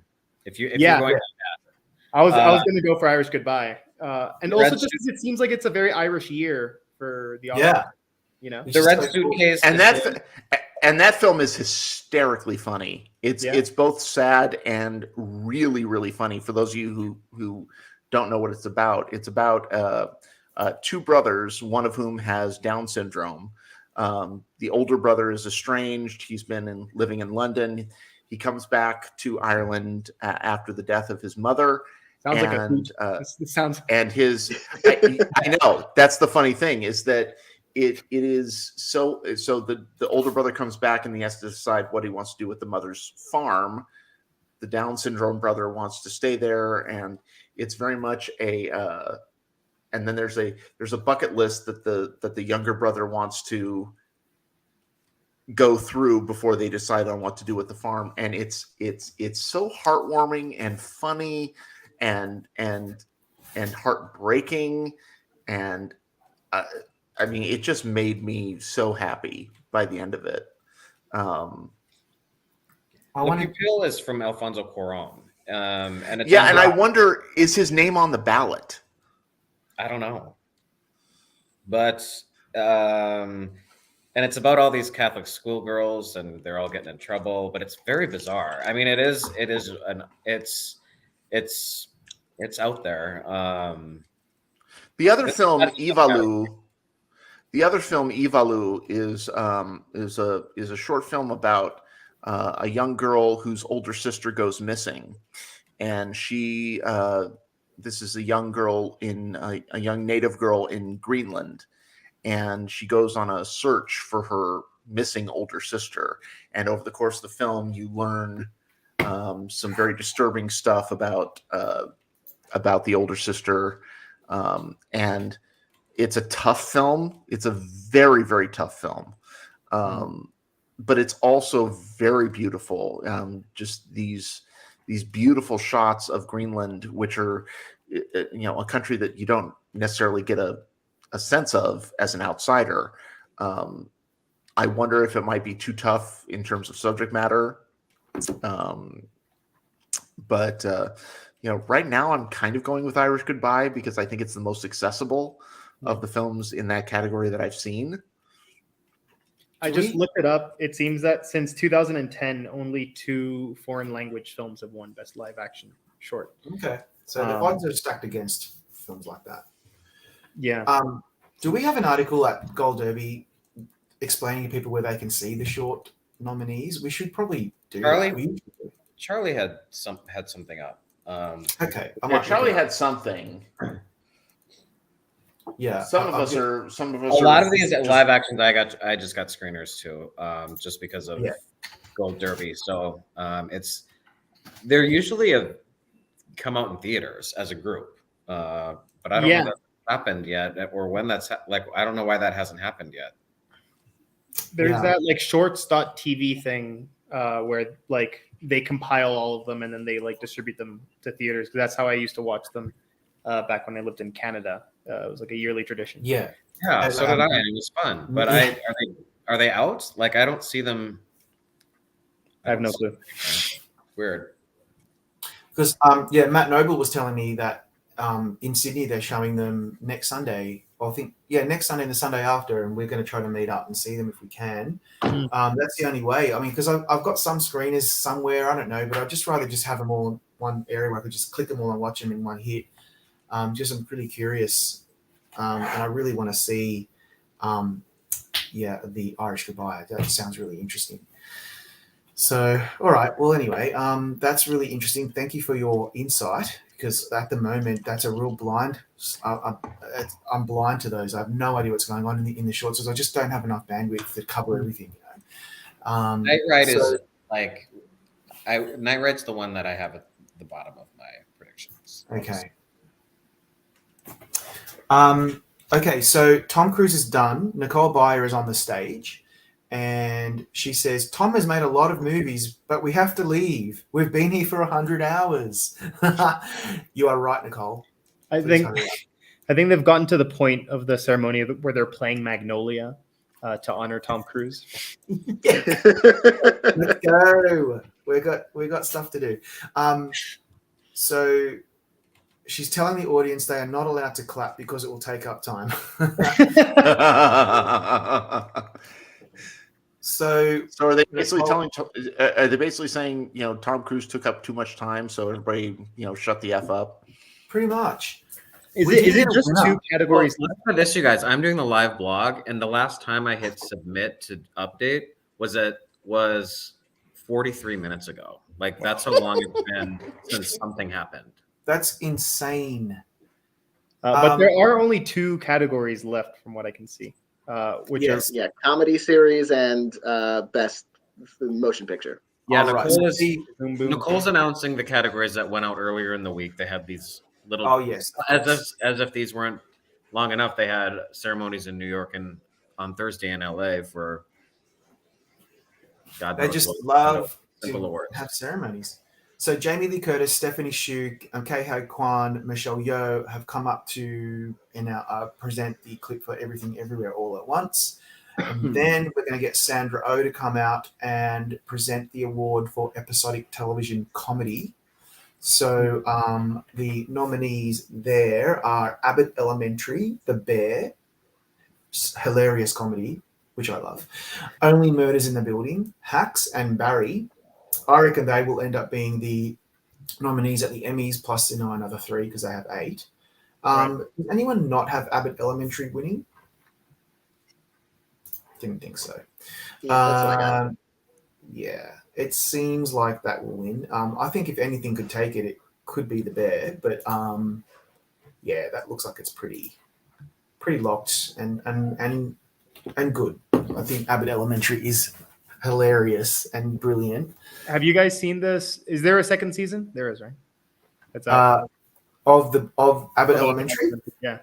Yes. Because I haven't been keeping up with it. I watched the first season for the Emmys last year, and I was a little bit underwhelmed, to be honest. But I'm hoping that season 2 is better. Oh, good. Yeah, I hope you like it, because I think season 2 is really strong. But I loved it. I think season 1. William, my son, and I have probably watched season 1 3 times. We just watch it all the time just for laughs. We wait for Janelle James to come out and say something stupid, and you're not her, but her character. And I just think it's really cool. So, and we got to go to the Abbott Elementary. Like they had this huge event at Westfield Century City when we were in LA in September, and yeah, that was amazing. It was so good. But I love the bear as well. I know it's not a comedy. In our last live chat for the DGAs, Ray Richmond and I were kind of laughing about how the bear is not a comedy. But yeah, I was keeping my voice. Yeah. I was keeping my voice quiet because I actually think it is a comedy. So there is parts of it that are absurd and kind of. It's not like a slapstick comedy. It's not a typical comedy, but you know the way I tend to look at the bear the way that look certain shows defy a simple classification. I think we tend to define things like Succession as a drama. I'm sorry, there are more laughs in Succession than there are, So if Succession is a drama, then I say The Bear can be a comedy. If Boston Legal can be a drama, then The Bear can be a comedy, and everybody can just shut up about it. Okay, I agree. And I don't find a lot of sitcoms funny. Like I like my humor a little bit more demented, I guess. I don't know. Like it's not darker. It's not dark and sarcastic enough for me. I'm not into like. I haven't been impressed by a lot of sitcoms for a very long time. Yeah.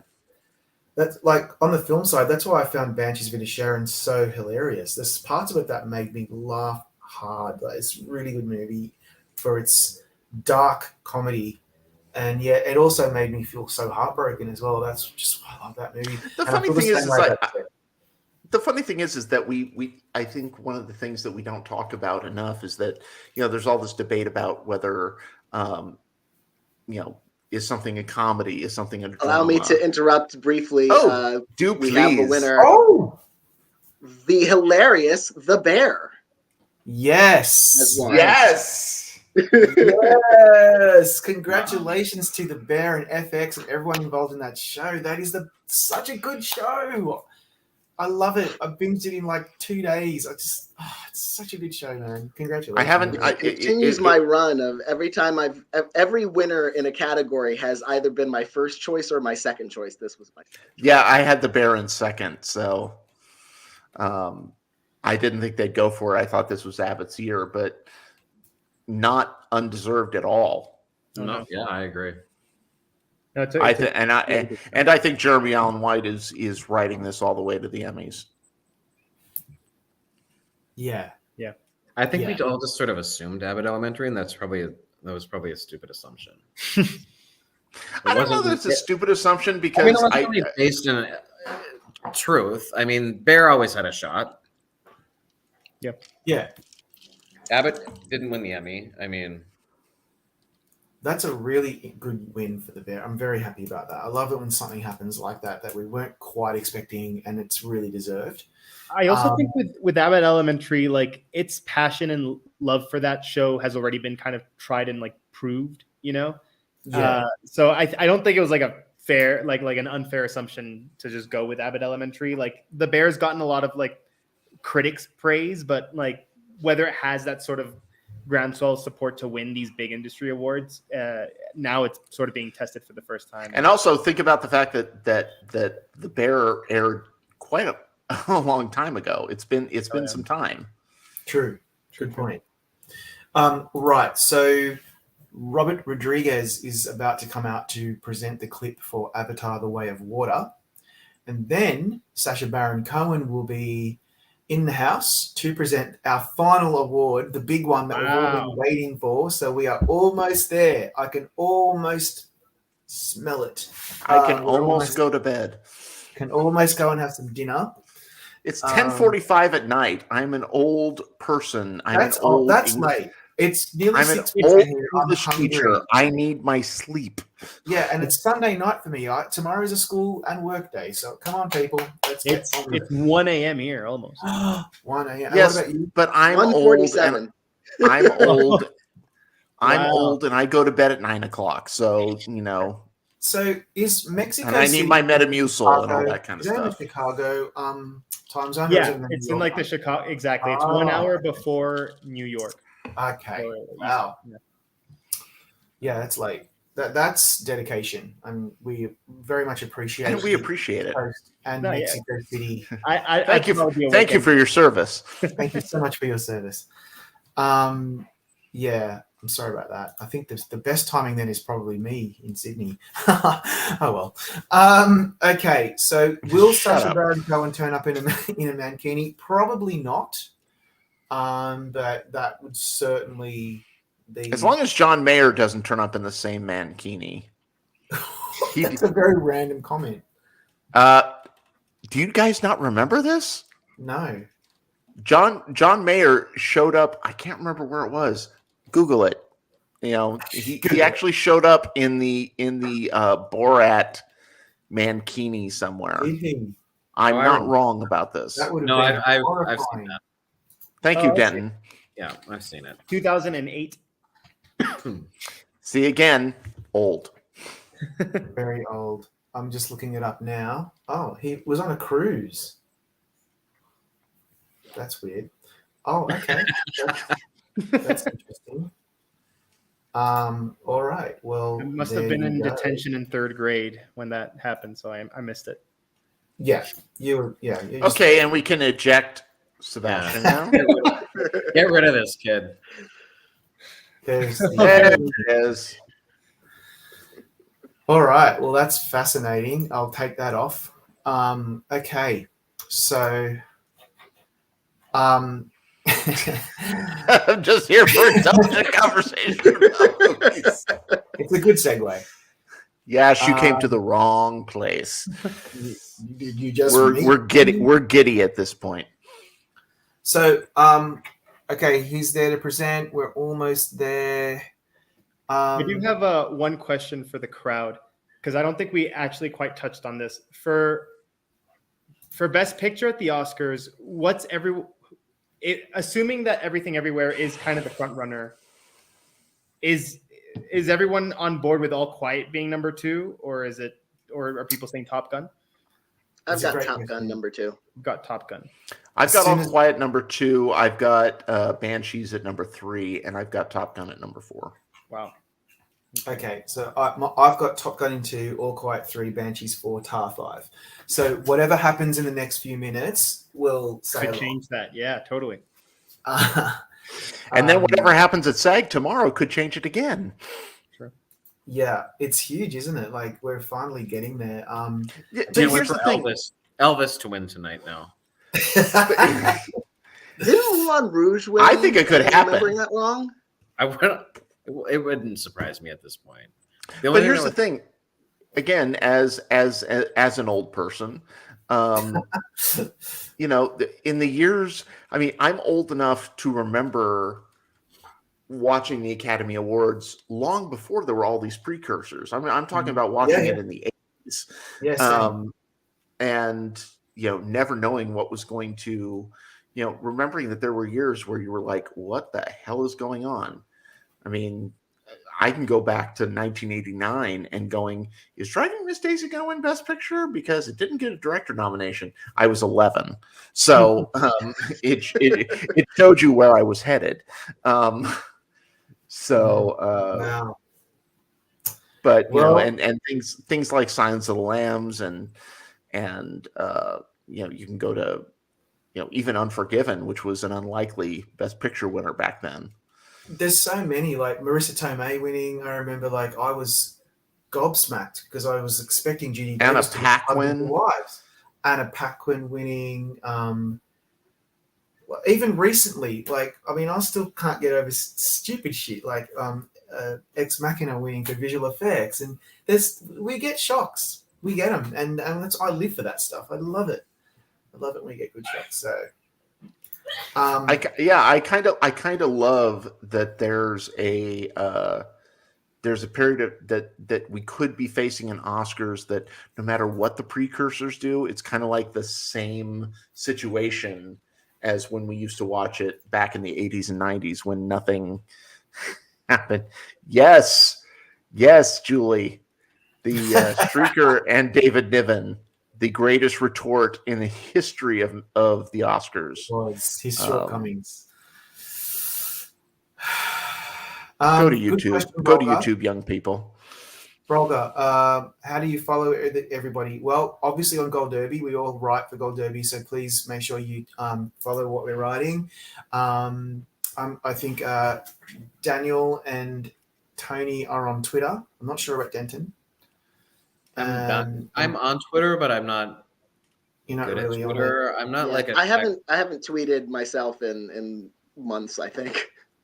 Okay. I just recently, Brolga, made a after nearly 2 years off of Twitter, I just made my triumphant return. So You did. you can follow me at Tony Ruiz GD on Twitter. You can follow me at Robert Licuria. I know some of you are on Instagram, Facebook. Yeah. I mean, if anyone wants to follow my letterbox, that's where I write. Yes, your letterbox. Sebastian had the best commentary on Facebook about the World Cup, and I was always giving him grief about how. Oh my God, I need to follow you about that. I was, trying to start a fight with him because he was discounting my favorite team. Sebastian, what is your letterbox? That's Marcus is typing. Just be ready. The winner is Everything Everywhere All at Once. All right. So we have a over. It's over. It's Best Picture. I'm convinced. Okay, that makes me confident for it. Yeah, that makes me confident. I still don't like that film, but that's okay. Page. My letterboxd is Monkey Kong 84. I am so happy right now. I am so happy right now. I'm also on Letterboxd. I'm Danny Boy. No, it's not as funny. Yourself. Danny Boy. Oh, Danny Boy. Oh, Danny Boy. Mine's really, really crazy. It's Robert Licuria.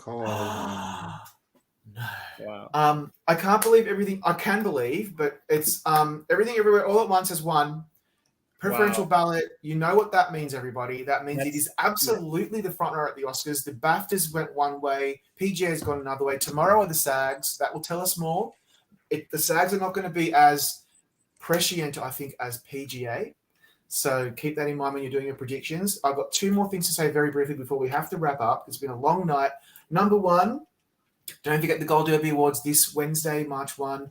Make sure you watch them. We put so much effort and time into it. It's going to be amazing. I know I'll be there eating popcorn, watching the team do it. So join us. And number two, actually, I got three things. Number two, we've got the SAG post-show tomorrow. Make sure you tune in for that. And number three, I want to thank everybody so sincerely for joining us today. Everybody in the comments, all of our viewers, we've got to nearly 500 viewers, so that's really cool. Denton Davidson, Daniel Montgomery, Tony Ruiz, Matt Noble, and Sebastian Ochoa. Thank you so much for joining us, guys. I really appreciate it. And we'll see you all tomorrow for the post-show for the SAGs. Have a great evening and go to sleep. All right. See ya. Bye.